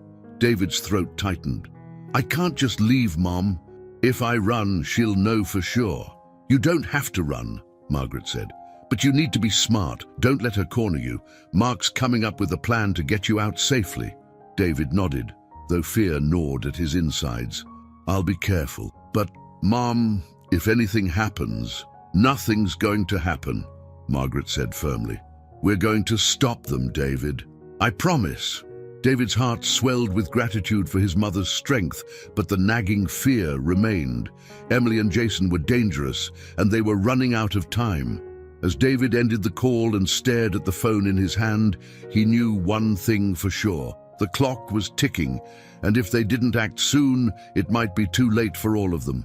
The next few days passed in a haze of tension, each one more unbearable than the last.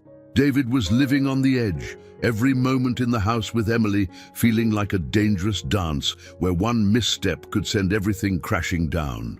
He had become hyper-aware of her movements, the way her eyes followed him with suspicion, how her once comforting touches now felt like veiled threats. He kept his distance, careful not to show his hand, but he knew the clock was ticking. David had brief, secret phone calls with Mark, updates on the evidence they were gathering. Each conversation only confirmed what he already knew. Emily and Jason were dangerous, and they wouldn't hesitate to take drastic measures if they felt cornered. Emily had grown more paranoid. She started checking on David more often, asking him where he'd been, whom he'd spoken to. She even subtly questioned his loyalty, her voice always sweet, but the undertone unmistakable. "David," she asked one evening, as they sat in the living room, the TV droning on in the background, "you've been spending a lot of time away lately. Is there something going on that I should know about?" David kept his gaze on the TV, forcing himself to remain calm. "Just work. The project is more intense than I thought it would be." Emily leaned in closer, her hand resting on his arm. "You'd tell me if something was wrong, wouldn't you?" David felt his pulse quicken. He could sense the trap tightening around him, Emily's suspicions growing by the day. "Of course," he replied, glancing at her with a forced smile. "There's nothing to worry about." But they both knew that wasn't true. Later that night, when the house had finally fallen into a tense silence, David crept out of bed and made his way to the garage. He couldn't sleep. The weight of everything was pressing down on him, suffocating him. He needed to clear his head, to think about the next move. As he sat in the dim light of the garage, his phone buzzed. It was Mark. "David, we've got enough to go to the authorities," Mark said, his voice calm but firm. "But there's a problem." David's heart raced. "What is it?" "They're accelerating their plans," Mark explained. "Jason's been making calls, arranging something. I think they're getting ready to make a move against you and Margaret." David's blood ran cold. "What do you mean? Are they planning to hurt her?" "I don't know the details yet, but they're being careful. Whatever they're planning, it's going to happen soon," Mark said. "You need to get out of there. You're not safe." David's mind raced. He had been trying to play it safe, to keep Emily and Jason from realizing that he was onto them, but now that seemed impossible. They were too close to making their move, and if they did, it could be catastrophic. "I can't just leave without tipping her off," David said, panic rising in his voice. "If I go, she'll know." "You need to play it smart," Mark insisted. "Pretend like everything's normal for now, but you have to get Margaret out of the house. We need to make sure she's safe first." David clenched his jaw. "I'll handle it. But if Emily finds out, she won't," Mark reassured him. "We're moving fast. The authorities are ready to step in, but we need you to keep calm until we have everything locked down. If you can get Margaret out quietly, we'll have a better chance of stopping Emily and Jason before they can do anything." David took a deep breath, his mind racing with the possibilities. "Okay, I'll figure something out." As he ended the call, David knew there was no turning back now. Emily and Jason were closing in, and the only way to protect himself and his mother was to stay one step ahead. The next morning, David carefully enacted the plan. He called Margaret under the pretense of a casual conversation, but his tone was anything but light. "Mom, I need you to leave the house today," David said, his voice low and urgent. "Just for a few hours. Go to Laura's. I'll meet you there later." Margaret's voice wavered on the other end. "David, what's going on? Are you in danger?" "I'm fine," David lied, his throat tight, "but I need you to be safe. Please, just do this for me." There was a long pause, and then Margaret finally agreed. "Okay, I'll leave in an hour." David's heart pounded as he ended the call. The plan was in motion. Now, he just had to hold it together long enough to get out himself. That afternoon, Emily made an excuse to go out for a few hours, something about meeting Jason to go over final details for their next business venture. David knew better. He could see the gleam in her eyes, the way she was testing him, gauging his reaction. "Everything will be fine," David said, forcing a smile. "We'll handle it." Emily hesitated for a moment, as if weighing his words, then nodded and kissed him on the cheek. "I know we will," she said softly, before slipping out the door. The second she was gone, David grabbed his keys and rushed to his car. He needed to get to Margaret before anything happened. He had told her to leave, but his fear was gnawing at him. What if Emily had figured it out? What if Margaret wasn't safe? As he sped through the streets toward Laura's house, David's mind raced. Everything had spiraled so far out of control, and now the consequences felt like they were closing in faster than he could handle.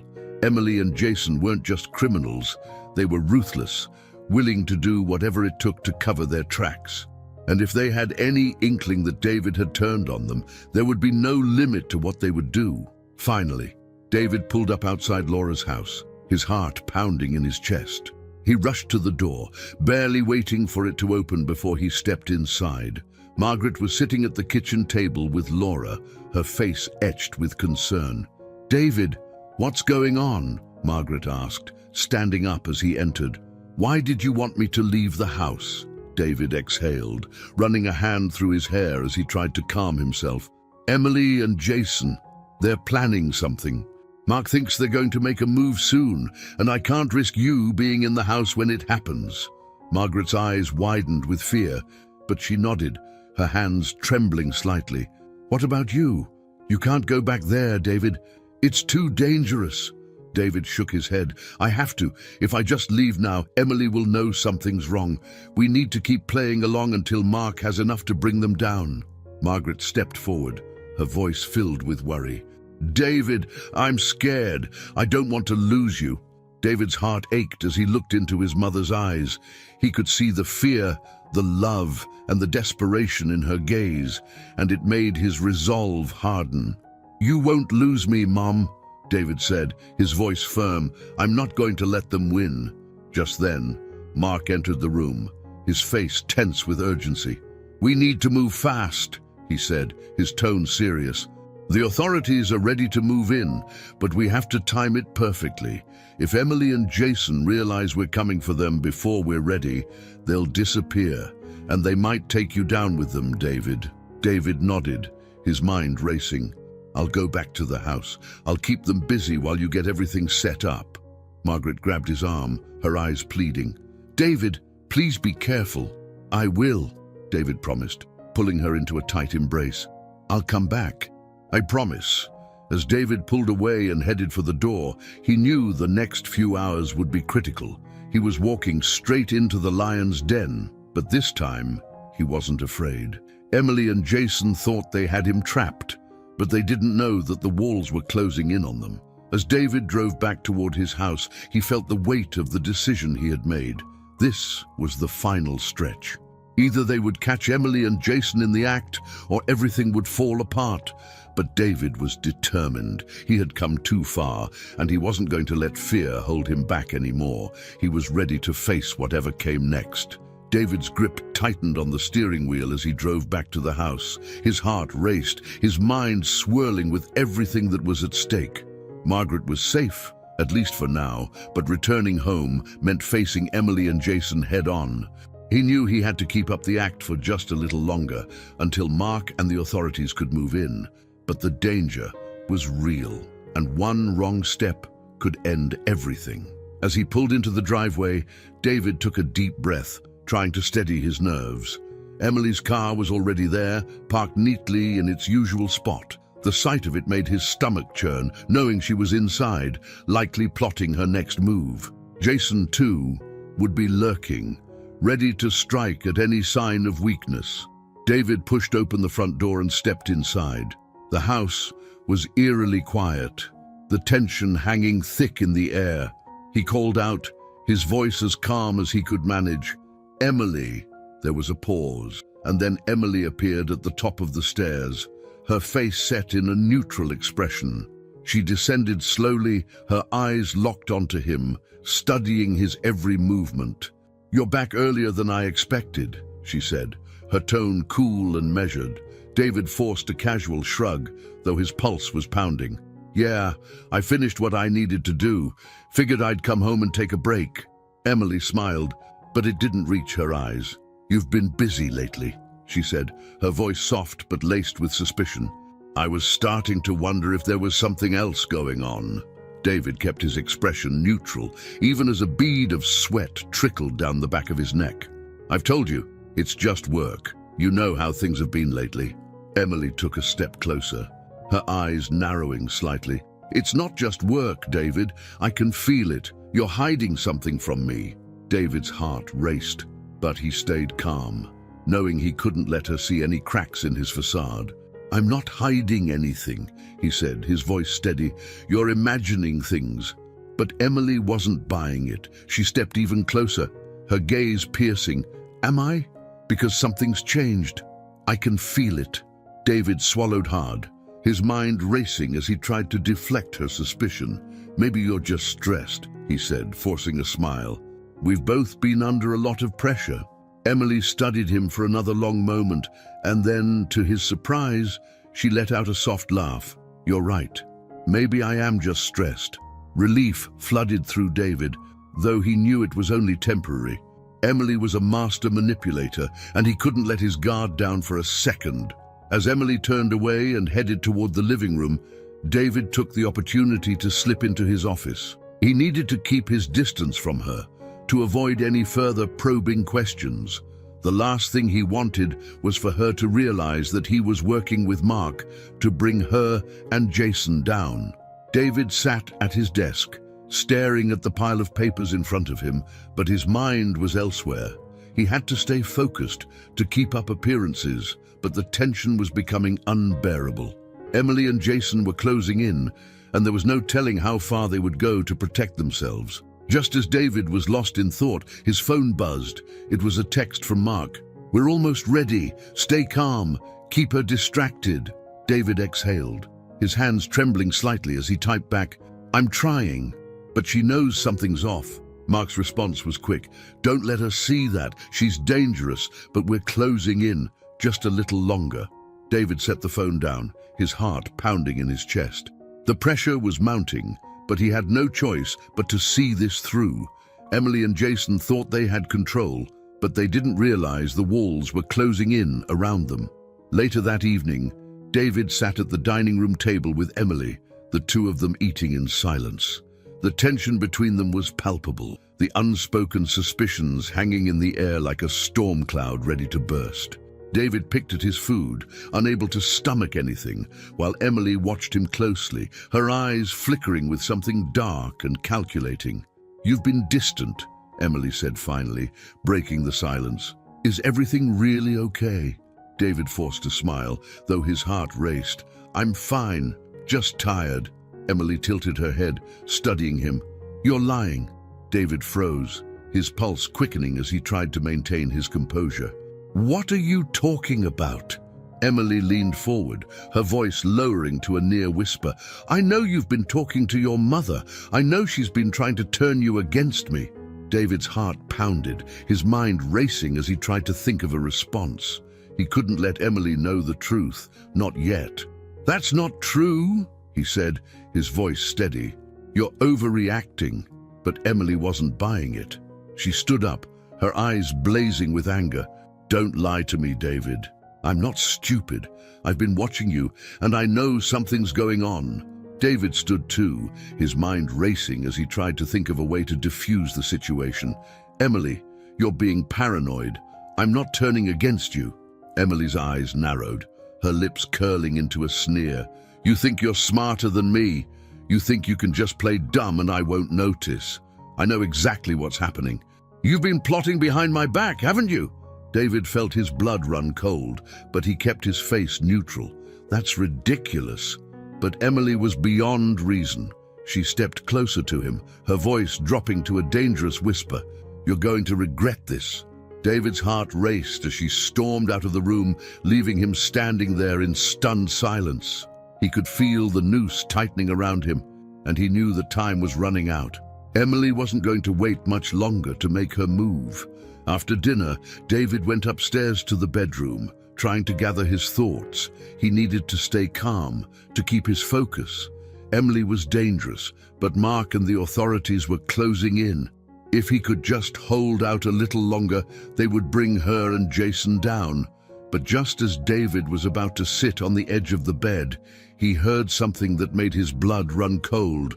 Voices, quiet but unmistakable, coming from the hallway. David's heart pounded as he crept toward the door, his pulse quickening with every step. He cracked the door open just enough to see Emily standing near the end of the hall, her phone pressed to her ear, speaking in a low voice. "I don't care how you do it," she hissed. "Just make sure it's clean. I don't want any loose ends." David's stomach lurched as the full weight of what was happening hit him. Emily was arranging something dangerous, and it was clear that he was the target. David quietly closed the door, his hands trembling as he grabbed his phone. He quickly dialed Mark's number, his voice barely above a whisper as he spoke. "Mark, it's happening. Emily's planning something. I just heard her on the phone." Mark's voice was tense. "David, get out of there, now." David's heart raced. "What about the authorities? Are they ready?" "They're moving in," Mark said, "but you need to get out before she does anything. She won't wait much longer." David swallowed hard, his mind racing. He had been holding out, waiting for the right moment, but now that moment had come. He had to leave, now, before it was too late. "I'm leaving," David said, his voice tight. "But I'm not going to let her get away with this." "David, just get to safety," Mark urged. "We'll take care of the rest." But David wasn't listening. He grabbed his jacket and crept down the stairs, his heart pounding in his chest. Emily was still on the phone in the hallway, her back turned to him. This was his chance, his only chance to escape. As David slipped out the front door and into the night, he knew that everything was coming to a head. Emily and Jason thought they had won, but they didn't realize the trap was closing in around them. And David was ready to fight back.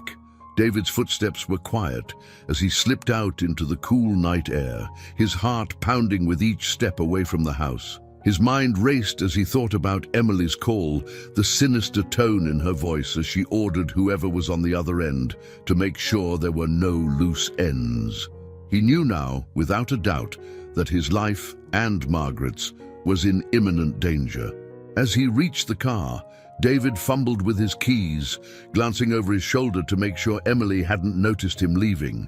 The street was eerily quiet, the dim glow of streetlights casting long shadows along the pavement. His hands shook as he finally unlocked the car, slipping inside and starting the engine. He had to get out, get somewhere safe where Emily couldn't find him. But as the engine roared to life, David realized that safety was a fleeting concept. He couldn't hide forever. Emily and Jason had come too far in their plans, and they wouldn't stop until they had silenced him and anyone else who stood in their way. As he pulled away from the house, his phone buzzed again. It was Mark. "David, where are you?" Mark's voice came through the line, urgent but steady. "I'm in the car," David said, his voice shaky. "I'm leaving the house. She was on the phone. Mark, she's planning something. I don't know who she was talking to, but it's bad." Mark was silent for a moment, processing the information. "You did the right thing getting out. Listen, the authorities are preparing to move in, but we need more time. Can you stay somewhere safe for the night? We're coordinating with the police to make sure you and Margaret are protected." David's mind raced. "I'll go to Laura's house. She's with my mum, right?" "Yes," Mark confirmed. "She's there. It's the safest place for now." David nodded, though his grip on the steering wheel was tight, his knuckles white with tension. "I'll be there soon." As David drove through the empty streets, the weight of everything crashed down on him. How had his life spiraled so far out of control? The woman he had once loved was now plotting his demise, and the friend he had trusted with his company had been working against him from the start. Everything he thought he knew was a lie. And now, his survival depended on staying one step ahead of people who were willing to do anything to protect themselves. Meanwhile, back at Laura's house, Margaret sat anxiously by the window, her heart heavy with worry. She had spoken to David earlier, and while he had reassured her that he was okay, she couldn't shake the feeling that something terrible was about to happen. Laura, ever the calming presence, sat beside her, offering quiet words of comfort. "It's going to be okay, Margaret," Laura said softly, placing a hand on her friend's arm. "David's strong. He'll get through this." Margaret nodded, though her mind was filled with doubt. "I hope you're right, Laura. I just can't believe how far this has gone. Emily, she's not the woman I thought she was. And Jason, I should have known something was off with him from the start. Laura gave her a sympathetic look. None of this is your fault, Margaret. You couldn't have known. But now we have to focus on what's next, making sure you and David are safe. Margaret sighed, staring out into the darkened street. I just want this to be over. I want my son to be free from all of this. Laura squeezed her hand. He will be. Mark's doing everything he can, and the police are involved now. Emily and Jason won't get away with this. But even as Laura spoke the words, Margaret could feel the weight of uncertainty pressing down on her. There was still so much they didn't know, so much that could go wrong. Just then, headlights flashed across the front of the house, and Margaret's heart leaped into her throat. She stood up quickly, fear gripping her. Is that David? Laura peered out the window, her eyes narrowing. It looks like it. Margaret rushed to the door just as David pulled into the driveway. She flung it open as he stepped out of the car, his face pale and strained with tension. David! Margaret exclaimed, rushing toward him. Are you okay? David nodded, though his eyes were dark with worry. I'm fine, Mom, but we need to stay on alert. Emily, she's planning something. I heard her on the phone. I don't know what it is, but we can't take any chances. Margaret's heart sank. What do we do? We wait, David said, his voice steady but filled with determination. Mark and the police are preparing to move in, but we need to lay low for now. I don't think Emily knows I've left, but we can't be sure. If she realizes I'm not at the house, she could come looking for me. Margaret exchanged a worried glance with Laura, her fear mounting. We'll be safe here, right? David hesitated for a moment before nodding. For now, yes. But we need to be ready for anything. As the three of them sat down in the living room, the tension in the air was palpable. Margaret couldn't stop thinking about the danger that loomed over them, the possibility that Emily and Jason could strike at any moment. She knew her son was strong, but even he couldn't fight against the ruthlessness of the people who had deceived him for so long. Hours passed, the silence in the house broken only by the occasional hum of the refrigerator or the soft creaking of the floorboards as one of them shifted in their seat. Margaret's mind raced with thoughts of what Emily might be planning, whether she and Jason would try to run or if they were already making their move. Suddenly there was a loud knock at the door. Margaret's heart leaped into her throat, and she exchanged a fearful glance with David. Who could that be? She whispered. David stood up, motioning for them to stay back. I don't know. Stay here. He moved cautiously toward the door, his body tense, ready for anything. He reached for the doorknob, slowly turning it as he opened the door just a crack. To his relief, it wasn't Emily or Jason. It was Mark, standing on the porch, his face grim.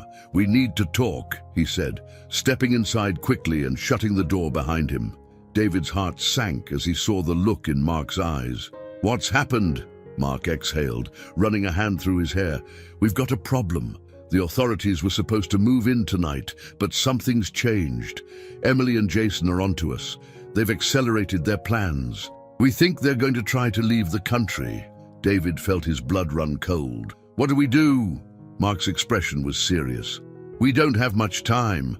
They've already started transferring more money into offshore accounts, and we have reason to believe they're planning to leave as soon as possible, but we've put surveillance on them. If they try to make a move, we'll know.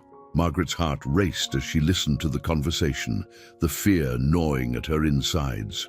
So, what does that mean for us? Are we still in danger? Mark turned to her, his expression softening slightly.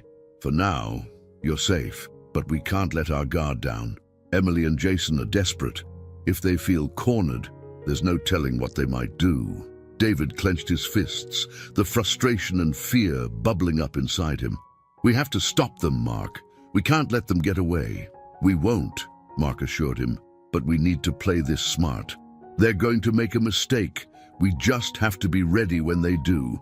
As the night wore on, the tension in the house only grew.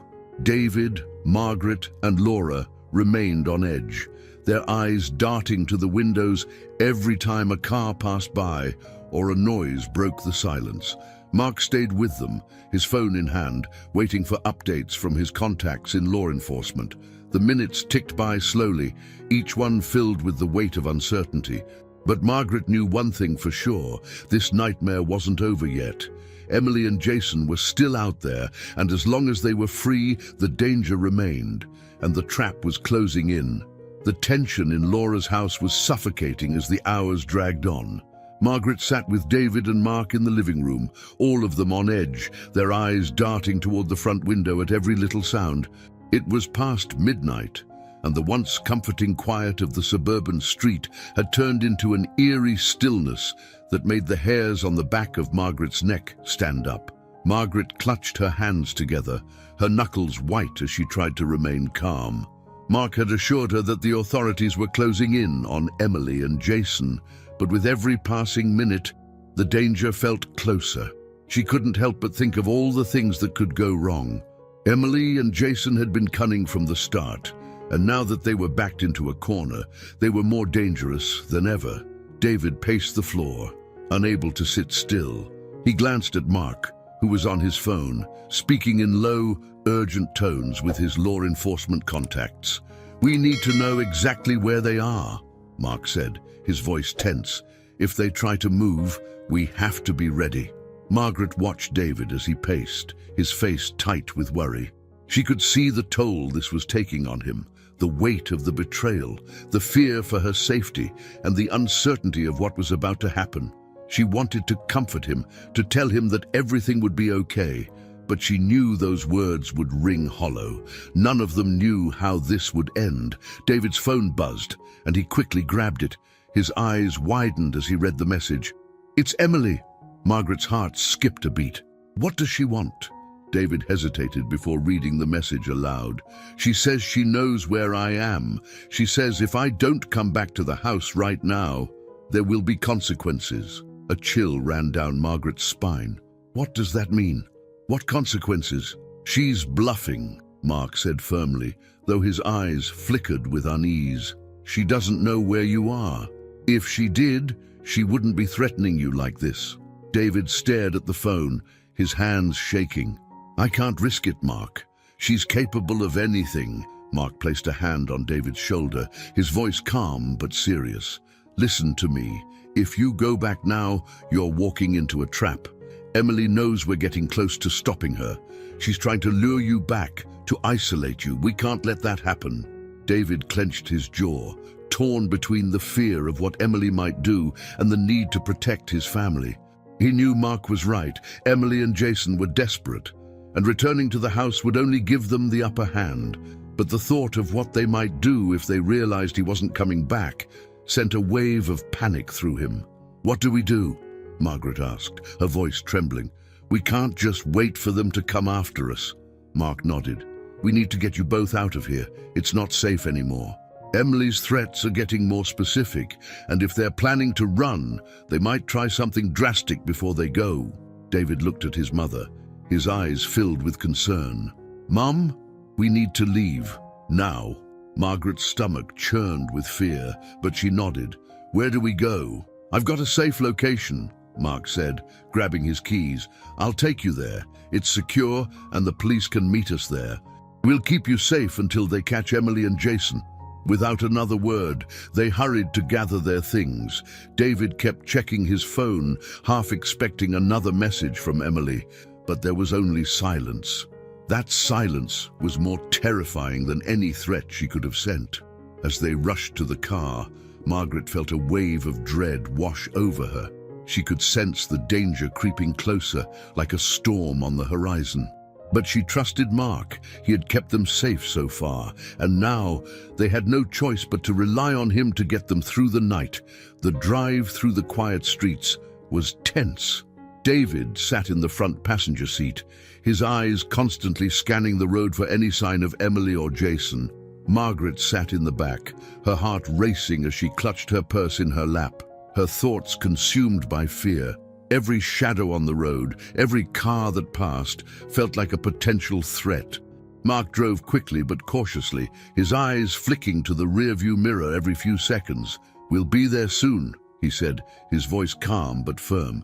"Just stay alert." David glanced at him, his voice tight with worry. "What if they're following us?" "They're not," Mark replied. "I've been watching the whole time, but if they were, we'd know soon enough." Margaret's mind raced. She thought of all the times she had trusted Emily, welcomed her into the family, and now that trust had been shattered beyond repair. She had never imagined that Emily would turn out to be so dangerous, so willing to destroy everything in her path to get what she wanted. As they rounded a corner, David's phone buzzed again. He glanced down at the screen, his face going pale. "It's another message from Emily," he said, his voice strained. She says if I don't come back, she's going to hurt you, Mom." Margaret's blood ran cold. "She's lying," she said quickly, though her voice trembled. "She's just trying to scare you." But David's hand shook as he stared at the message.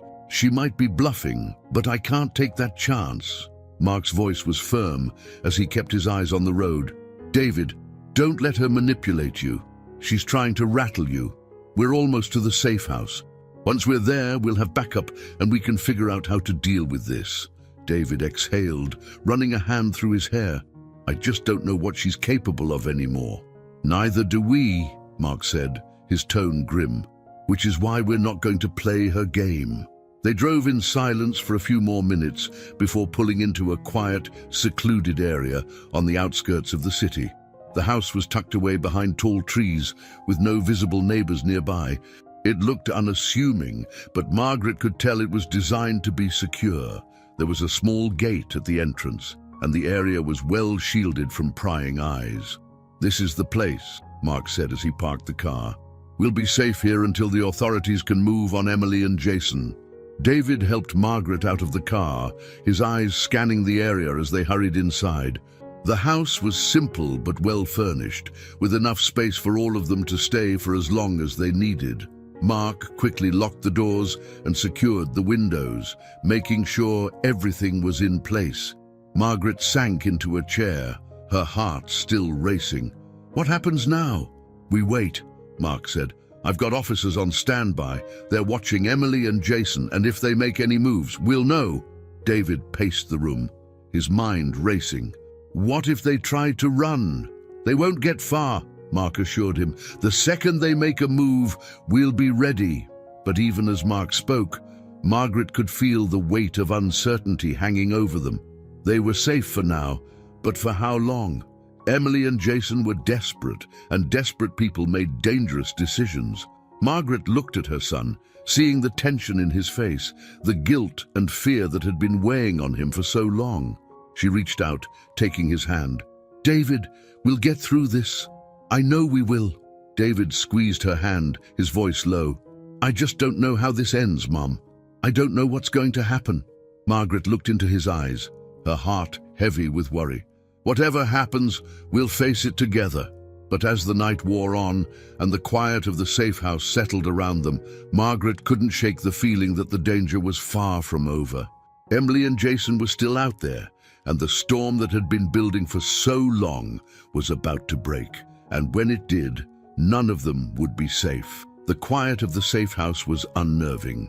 Every creak of the floorboards, every distant rustle of the wind through the trees set Margaret's nerves on edge. She sat on the couch beside David, her hands fidgeting in her lap, her mind replaying Emily's threats over and over. The house was meant to be secure, but the fear that Emily and Jason could strike at any moment gnawed at her. David leaned forward, resting his elbows on his knees as he stared at the floor.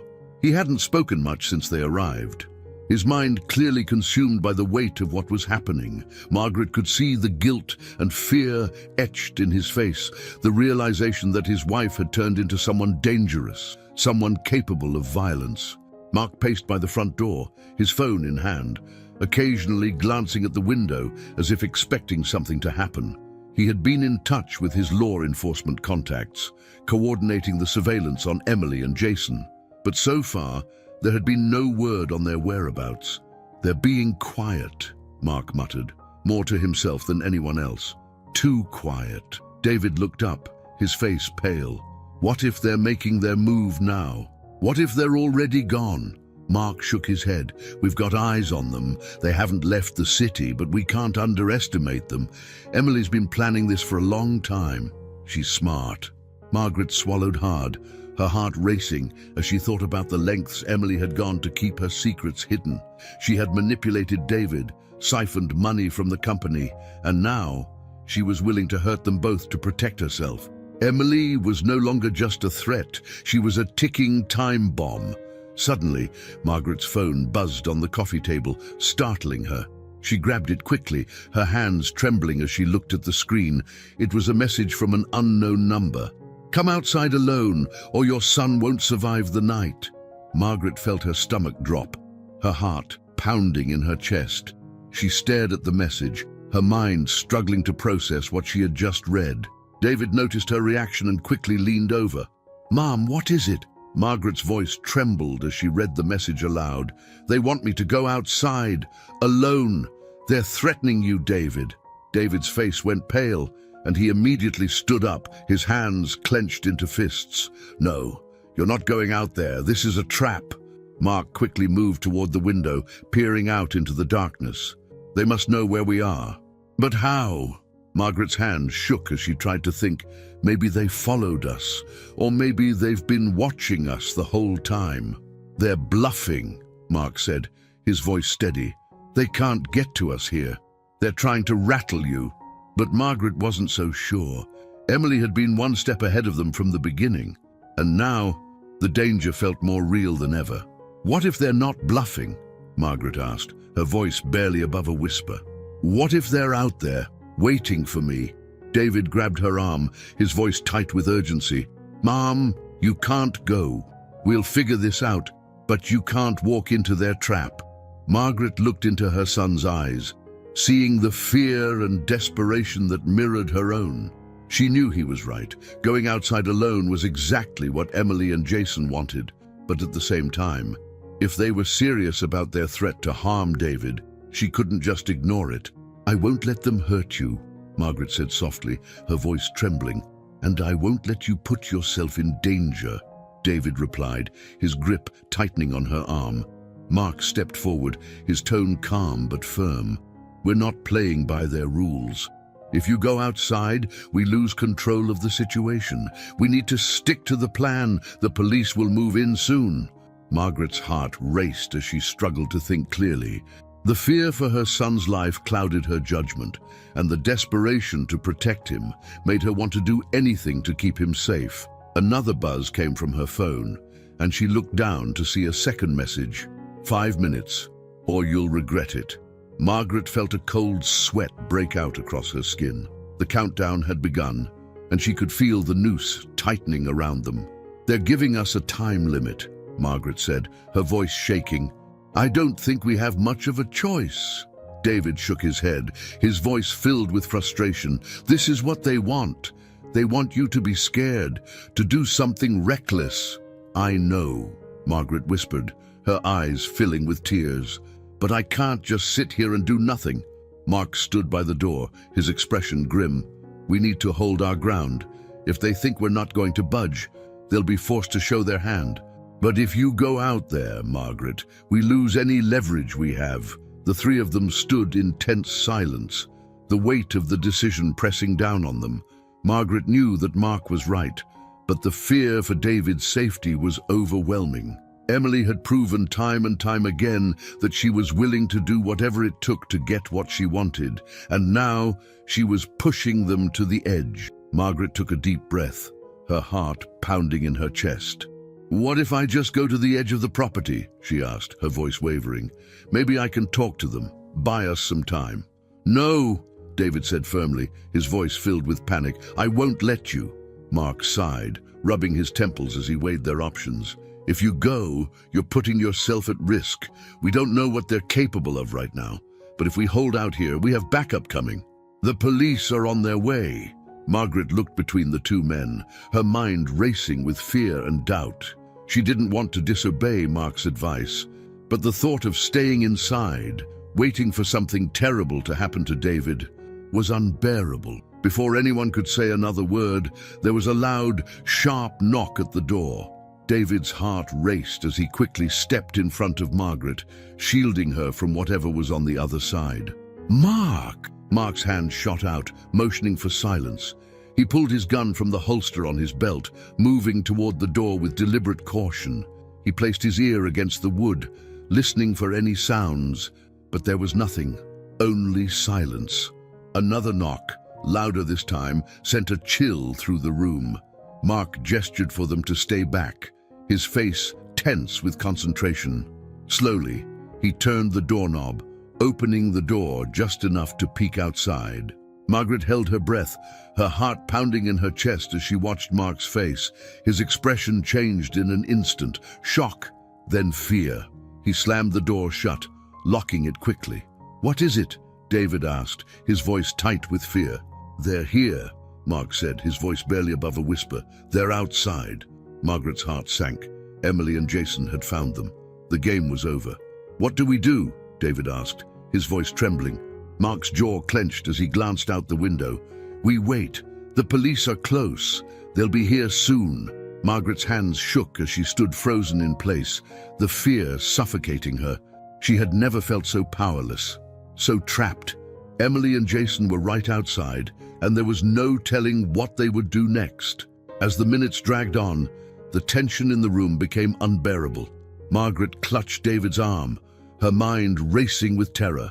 They were so close to being caught in Emily's web, with no way out. Suddenly, the sound of footsteps echoed from outside, growing louder as they approached the door. Mark raised his gun, his body tense, ready for anything. But before anyone could react, there was a loud crash, glass shattering, and the lights in the house flickered, then went out. They were plunged into darkness. The sudden plunge into darkness sent a wave of panic through the room. Margaret's breath caught in her throat as her hand instinctively gripped David's arm. The sound of glass shattering echoed in her ears, followed by an eerie silence that felt like the calm before a storm. David quickly stepped in front of Margaret, his body tense, shielding her from the unseen threat lurking outside. "What the hell just happened?" he whispered, his voice trembling but determined. "They cut the power," Mark replied, his tone low but urgent. He moved cautiously toward the broken window, his gun drawn, scanning the shadows outside. "They're trying to force us out, scare us into making a mistake."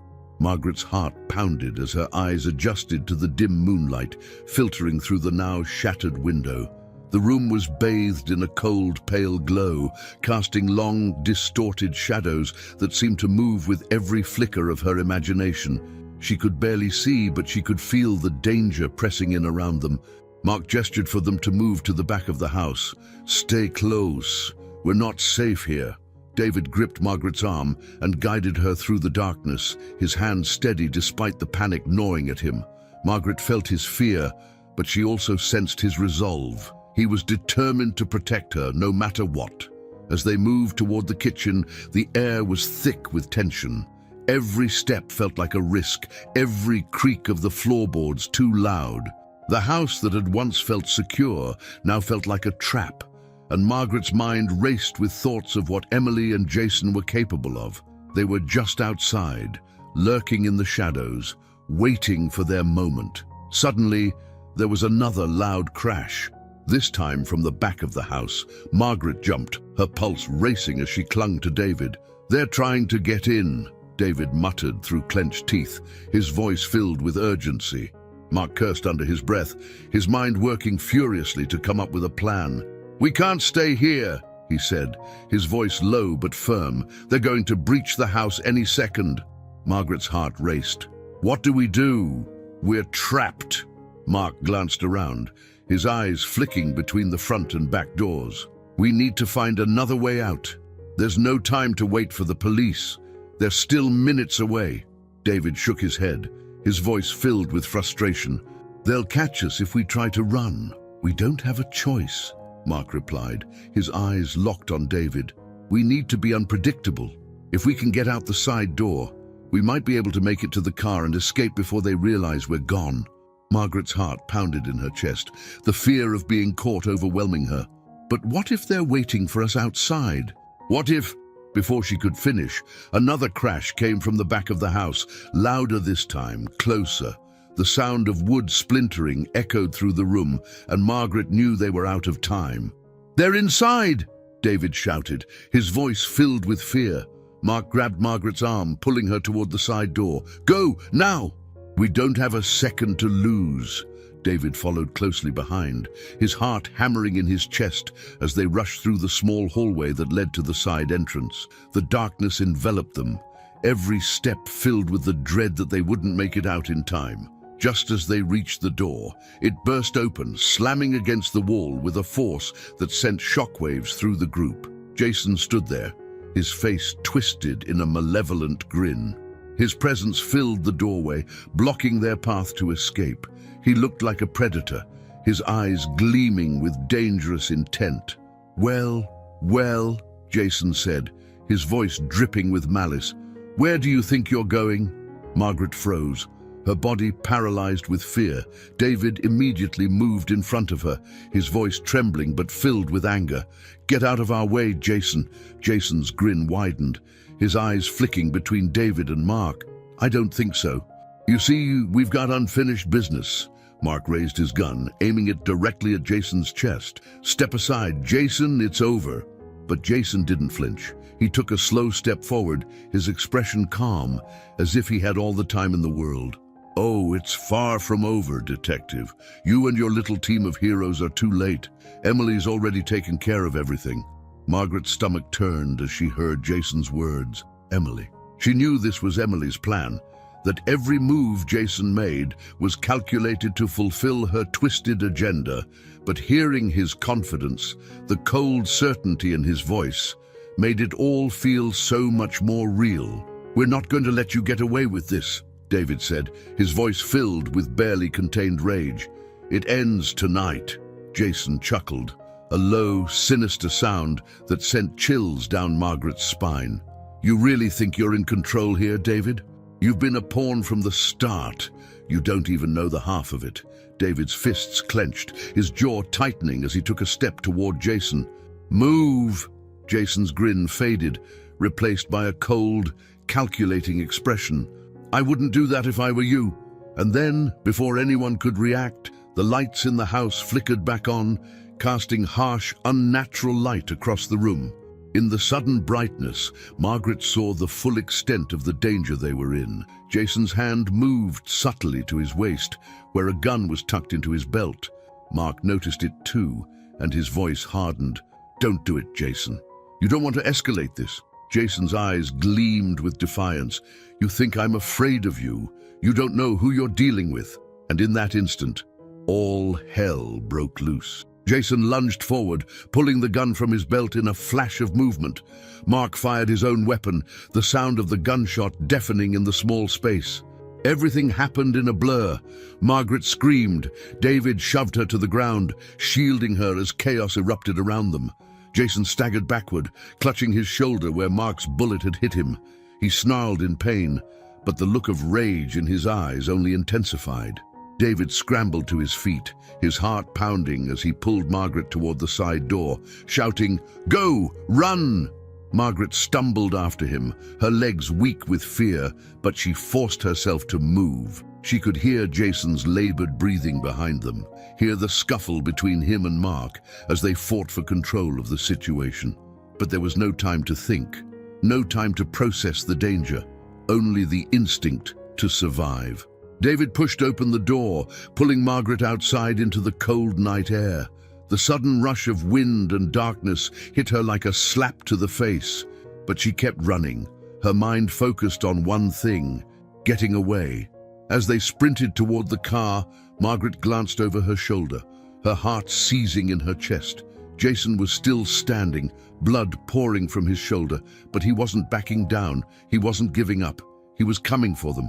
David yanked open the car door, shoving Margaret inside before climbing in himself. His hands shook as he fumbled with the keys, the adrenaline making every movement feel sluggish and frantic at the same time.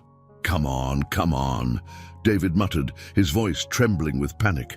Just as the engine roared to life, Jason burst through the side door, his face twisted with fury. He raised his gun, aiming it directly at them.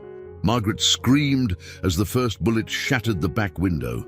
David slammed his foot on the gas, the tires screeching as the car lurched forward. Another bullet ricocheted off the side of the car, but they sped out of range before Jason could fire again.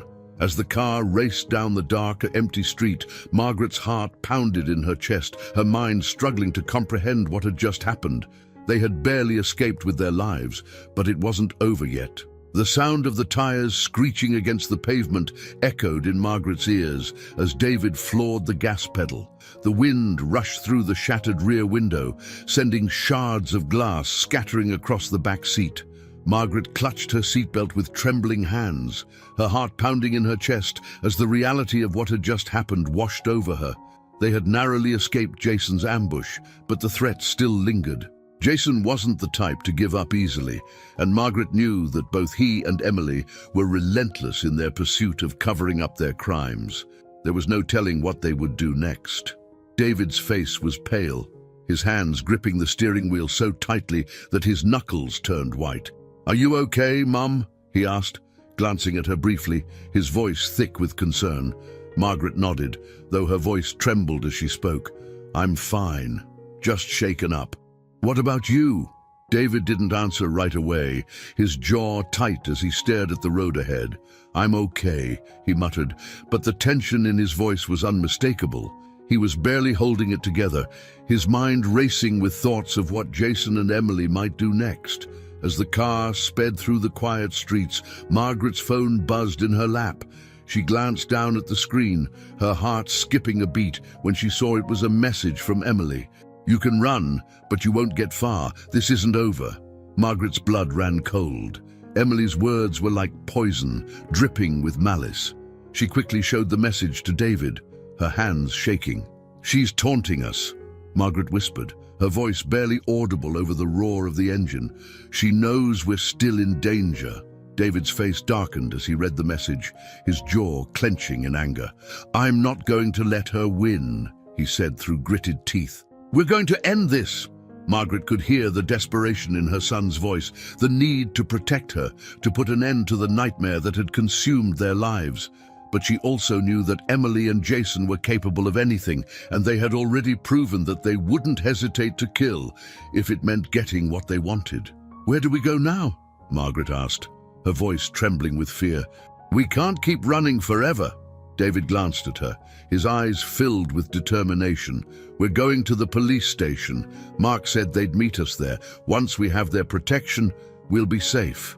Margaret nodded, though a nagging doubt gnawed at her insides. Would they really be safe, or was Emily too far gone, too dangerous to be stopped by the law? She had manipulated and deceived so many people for so long. Could anyone truly bring her to justice? As they drove through the deserted streets, Margaret couldn't shake the feeling that they were being watched. Every shadow, every passing car felt like a threat, and her anxiety grew with each passing minute. The events of the night had shaken her to her core, and she couldn't help but fear that this was just the beginning of something far worse. Suddenly, headlights appeared in the rearview mirror, drawing closer with alarming speed. "David," Margaret whispered, her voice laced with fear. "Someone's following us." David's eyes flicked to the mirror, his expression hardening. "Hold on," he muttered, pressing down on the gas pedal. The car surged forward, the engine roaring as they sped down the road. Margaret's heart pounded in her chest as the headlights drew closer. "Is it Jason?" she asked, her voice tight with panic. "I don't know," David replied, his voice tense. "But whoever it is, they're not backing off." The car behind them accelerated, the distance between them closing rapidly. Margaret's pulse quickened, her mind racing with fear. If it was Jason, they were in serious trouble. He was desperate, and desperate people did reckless, dangerous things. "Can we outrun them?" Margaret asked, her voice trembling. "I'm going to try," David muttered, his grip tightening on the wheel. He swerved the car onto a side street, trying to lose their pursuer, but the headlights remained close behind, tailing them relentlessly. Margaret's heart raced as she clutched the edge of her seat, her body tensing with each sharp turn. The car behind them suddenly swerved to the side, pulling up alongside their vehicle. Margaret glanced out the window, her breath catching in her throat as she saw Jason's twisted grin through the glass. He had his window rolled down, his eyes wild with rage and determination. David cursed under his breath. "He's trying to run us off the road." Margaret's heart pounded in her chest as she gripped the door handle, bracing herself for what was to come. Jason's car veered dangerously close, the side of his vehicle scraping against theirs with a loud screech of metal. David swerved, trying to maintain control of the car, but Jason was relentless. He rammed their car again, harder this time, causing the vehicle to swerve dangerously toward the shoulder of the road. "Hold on!" David shouted as he fought to keep the car from skidding off the road. Margaret clung to the seat, her knuckles white as the car jerked violently to the side. She could hear the tires screeching, feel the car lurching as David struggled to keep it on the road. Panic clawed at her throat, her mind racing with the possibility that they might not make it out of this alive. Suddenly, the road ahead opened up into an intersection, and David made a split-second decision. He veered sharply to the right, sending their car careening down a narrow side street. Jason's car, caught off guard by the sudden turn, skidded past them, his tires squealing as he tried to correct course. David didn't waste a second. He floored the gas pedal, speeding down the side street and putting distance between them and Jason. Margaret glanced over her shoulder, her heart still racing, but Jason's car was nowhere to be seen. David slowed the car slightly, his breathing heavy, his hands still gripping the wheel tightly. "I think we lost him," he muttered, though his voice was filled with uncertainty. Margaret exhaled a shaky breath, her heart still pounding in her chest. "What do we do now?" "We keep moving," David replied. "We're almost at the police station. Once we're there, we'll be safe." But as they turned onto the main road, a sinking feeling settled in Margaret's stomach. She knew that this wasn't over, not by a long shot. Jason might have been out of sight for the moment, but he wasn't the type to give up easily. They drove in silence for the next few minutes, the tension in the car thick enough to cut with a knife. Every shadow, every car that passed, felt like a potential threat. Margaret's hands shook in her lap as her mind replayed the events of the night over and over again. How had things spiraled so far out of control? Finally, the bright lights of the police station came into view, and Margaret felt a small sense of relief wash over her. They were so close to safety, so close to finally putting an end to this nightmare. But just as David pulled into the parking lot, the roar of an engine echoed from behind them. Margaret's heart dropped. She turned to look out the rear window and saw Jason's car speeding toward them, his headlights blinding in the darkness. David cursed under his breath, slamming on the brakes and throwing the car into reverse, but it was too late. Jason's car rammed into them with a bone-jarring impact, sending their vehicle skidding across the pavement. Margaret screamed, her body thrown forward by the force of the collision. The sound of crunching metal and shattering glass filled the air as the car came to a screeching halt. For a moment, everything was still. Margaret's vision blurred, her head spinning from the impact. She could hear David groaning beside her, but her mind was too foggy to process what had just happened. And then, through the haze of pain and confusion, she heard the sound of footsteps approaching. Jason was coming. Margaret's heart raced as she struggled to unbuckle her seatbelt, her hands shaking uncontrollably. She glanced at David, who was slumped over in the driver's seat, dazed but conscious. "David," she whispered urgently, her voice trembling. "We have to get out of here." David groaned, his hand clutching his side as he struggled to sit up. "Mum." But before either of them could move, the car door was wrenched open, and Jason's cold, sneering face appeared in the doorway. "Going somewhere," he hissed, his voice dripping with malice. Margaret's heart pounded in her chest, her body frozen with fear. They were trapped. Jason's sneer cut through the darkness, and Margaret's heart seemed to stop in her chest. He stood in the doorway of the car, his eyes gleaming with menace. The bitter cold air rushed in around them, but all Margaret could feel was the suffocating weight of terror pressing down on her. David, groaning in pain, tried to sit up, but his body was still reeling from the impact. Blood trickled down his forehead, and his breaths came in shallow, ragged gasps. Margaret could see the desperation in his eyes as he struggled to protect her, but there was little he could do in his current state. Jason's voice was cold, cutting through the tension like a knife. "You didn't think you'd get away that easily, did you?" Margaret's hands trembled as she fumbled with her seatbelt, her heart racing as her mind frantically searched for a way out. She had never been this close to Jason before, never been able to see the full extent of his cruelty, the twisted satisfaction in his eyes as he loomed over them. She had always known he was dangerous, but now she could feel it in every bone of her body. Jason's gaze shifted to David, his lips curling into a sneer. "You always were the naive one, David. So easy to manipulate. Emily and I, well, we've been laughing behind your back for years. You really thought you were in control." David gritted his teeth, trying to push himself up despite the pain radiating through his body.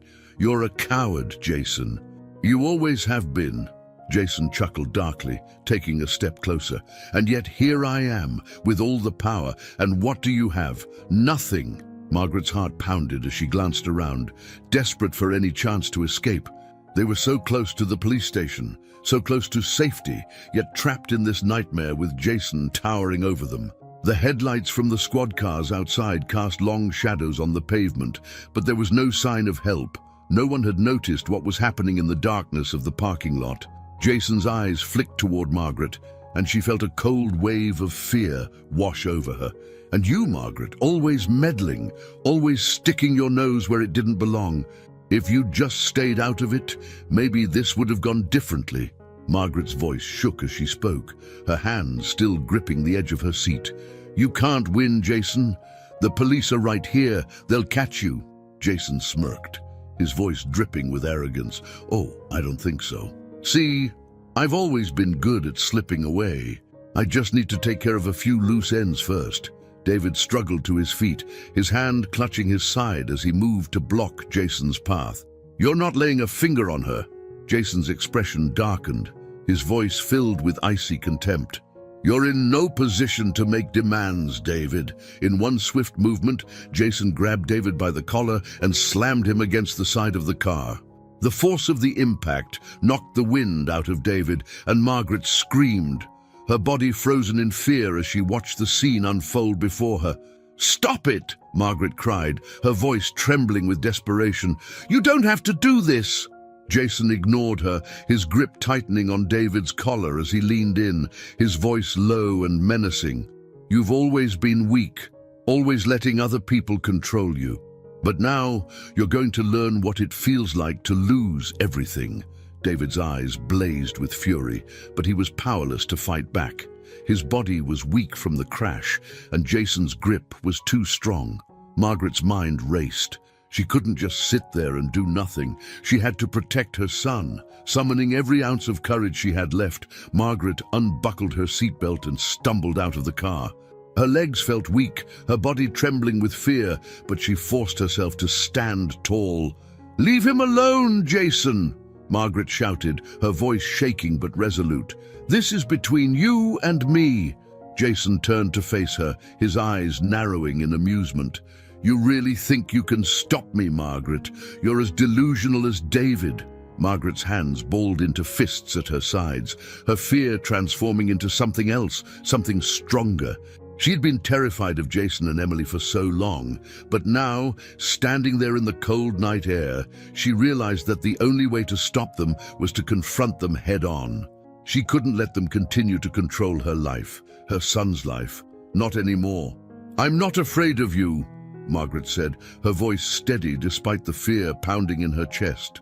Jason's smile faltered, his eyes narrowing as he stepped closer to her. "Maybe you should be." Margaret held her ground, refusing to back down. "You've ruined enough lives, Jason. It ends tonight." Jason's jaw clenched, his eyes flashing with anger. "You don't get to decide when this ends." Suddenly, the sound of sirens cut through the tension, and Margaret's heart leaped in her chest. She turned to see flashing blue and red lights approaching, the squad cars finally noticing the chaos unfolding in the parking lot. Jason's face twisted in fury, his grip on David loosening as he realized the police were closing in. "This isn't over," Jason spat, his voice filled with venom. He shoved David to the ground and turned to run, his body moving swiftly toward his car. But before Jason could take more than a few steps, the police cars skidded to a stop, officers jumping out with their guns drawn. "Freeze! Don't move!" one of the officers shouted, his weapon trained on Jason. Jason hesitated for a split second, his eyes darting around as if calculating his chances of escape. But it was too late. The officers surrounded him, their voices firm and commanding as they ordered him to get on the ground. Margaret watched, her heart pounding as Jason finally dropped to his knees, his hands raised in surrender. Relief washed over her like a wave, her legs suddenly feeling weak as the adrenaline coursing through her body began to fade. David groaned, still lying on the pavement, and Margaret rushed to his side, her hands trembling as she helped him sit up. "David, are you okay?" Margaret asked, her voice filled with worry. David nodded weakly, wincing in pain. "I'll be fine. It's over, Mom.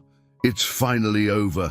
Tears welled up in Margaret's eyes as she looked at her son, relief and exhaustion washing over her.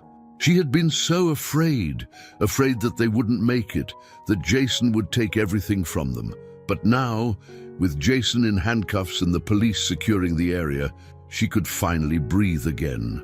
As the officers led Jason away, his face twisted in fury, Margaret stood up, her body trembling with the weight of everything that had happened. She glanced over at David, who was being helped to his feet by one of the officers, and for the first time in what felt like forever, she allowed herself to believe that they had won. But as she turned to look at Jason one last time, her heart skipped a beat. There, standing just behind the squad cars, was Emily. Her expression was cold, her eyes locked onto Margaret with a look of pure hatred. Margaret's breath caught in her throat. She had forgotten. Emily was still out there, still dangerous, and while Jason was in custody, Emily wasn't about to go down without a fight. Emily took a step forward, her hands balled into fists at her sides. She was cornered now, and there was no telling what she might do next. Margaret's heart pounded as she realized the nightmare wasn't over yet. Margaret's heart raced as her eyes locked with Emily's. There, standing just beyond the flashing lights of the police cars, Emily looked more dangerous than ever. Her normally composed face was now twisted with fury and desperation, her eyes glinting with the cold realization that the walls were closing in on her. Jason was in handcuffs, the police were swarming the scene, but Emily wasn't done, not yet. David, still wincing from his injuries, was being attended to by paramedics. Margaret could barely focus on anything else. Her mind was consumed by the threat still looming in front of her. Emily was unpredictable, and Margaret knew that a cornered animal was the most dangerous of all. Emily took a step forward, her movements deliberate and calculated. There was a madness behind her eyes, but she remained eerily calm, her hands clenched into fists at her sides. "Margaret," Emily called out, her voice echoing through the parking lot. "Do you really think this is over? You think you've won?" Margaret stood frozen for a moment, the weight of Emily's words sinking in. But then she felt a surge of strength, a resolve she hadn't felt in years. She couldn't back down now. Too much had been lost, too much had been sacrificed. It was time to end this once and for all. Summoning all her courage, Margaret stepped forward, her voice steady but firm. "It's over, Emily. There's no escape for you." Emily's eyes narrowed, a bitter smile spreading across her face. "You don't know anything, Margaret. You never did. You've always been a pathetic old woman, clinging to your son because you had nothing else. And now you've ruined everything." Margaret felt the sting of Emily's words, but she didn't let them pierce her. Instead, she stood her ground, refusing to be intimidated. "I ruined everything. You betrayed my son. You stole from him, from his company. You tried to destroy our family." Emily laughed bitterly, shaking her head. David was a fool. He let me and Jason handle everything because he wasn't strong enough to lead. I did what I had to do, and I won't apologize for it. Margaret's heart ached at the mention of her son, but she remained resolute. And now Jason is in handcuffs, and you're about to follow him. It's over, Emily. But Emily's smile only grew colder. You think some handcuffs and a few police officers will stop me? I've been 2 steps ahead of you this entire time. You don't even know what's coming. As Emily spoke, Margaret noticed something. The way Emily's hand hovered near her coat pocket. A sense of dread washed over her as she realized what Emily might be planning. Her eyes flicked toward the police, but they were still focused on securing Jason. Emily had gone unnoticed in the chaos. Don't do this, Emily, Margaret said, her voice shaking slightly now. It's not too late to walk away. Turn yourself in. You don't have to go down like this. Emily's expression darkened, and her hand dipped into her pocket. Margaret's heart skipped a beat. She opened her mouth to call out to the police, but before she could, Emily pulled something from her coat, a gun. The cold steel of the weapon gleamed in the dim light, and for a moment, everything seemed to freeze. Margaret's pulse raced, and she instinctively stepped back, her mind screaming for her to run, but she didn't move. She couldn't, not with Emily's eyes trained on her like a predator. I should have done this a long time ago, Emily hissed, her voice dripping with venom. You've been in my way since the beginning. I'm not letting you take everything from me. Margaret's breath caught in her throat as the weight of the situation bore down on her. This was it, the final confrontation. There was no reasoning with Emily now. She had lost control, consumed by her own hatred and desperation. David, seeing the gun in Emily's hand, tried to get up, but the paramedics held him back, urging him to stay still. Emily, stop, he shouted, his voice filled with fear and anger. Don't do this! But Emily didn't even look at him. Her eyes were locked on Margaret, the gun steady in her hand. Margaret, Emily said softly, almost mockingly, say goodbye. Just as Emily's finger tightened on the trigger, the piercing sound of a gunshot rang out, echoing through the parking lot. For a brief, terrifying moment, Margaret's world spun, and she thought it was over. But then she realized she hadn't been hit. The shot hadn't come from Emily. Emily staggered back, her eyes wide with shock as her hand dropped to her side. The gun fell from her grasp, clattering to the ground. Blood seeped through her coat, and she collapsed onto the pavement. Margaret stood frozen, her body trembling as the weight of the moment sank in. She turned slowly to see Mark, standing with his gun still raised, his face grim. He had taken the shot. The police rushed in, securing the scene, but Margaret barely heard them. The world seemed to move in slow motion as she stood there, her mind reeling from what had just happened. Emily lay motionless on the ground, her face pale, her eyes staring blankly at the sky. The chaos of the moment began to fade, and all that was left was the deafening silence that followed the storm. David, ignoring the paramedics' protests, rushed to Margaret's side, pulling her into a tight embrace. "Mom, are you okay?" he asked, his voice thick with emotion. Margaret nodded, though her body still shook. I'm fine," she whispered, her eyes fixed on Emily's lifeless body. "It's over, David, it's finally over." David held her close, his own body trembling with relief and exhaustion. "I thought I was going to lose you." Margaret closed her eyes, letting herself lean into her son's embrace, the weight of the past few weeks finally lifting from her shoulders. They had been through so much, deception, betrayal, danger, but they had made it through, together. Mark approached them, his face still somber but relieved. "It's over," he said quietly. "Jason's in custody, and Emily, she won't hurt anyone anymore."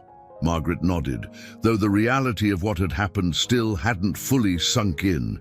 She had feared Emily for so long, but now, standing in the aftermath, she felt an overwhelming sense of peace. The nightmare was over. As the paramedics tended to David's injuries and the police processed the scene, Margaret stood by her son, her hand gripping his tightly.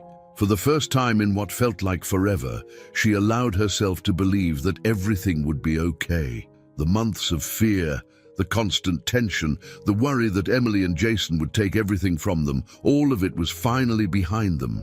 David looked at his mother, his eyes filled with gratitude and love.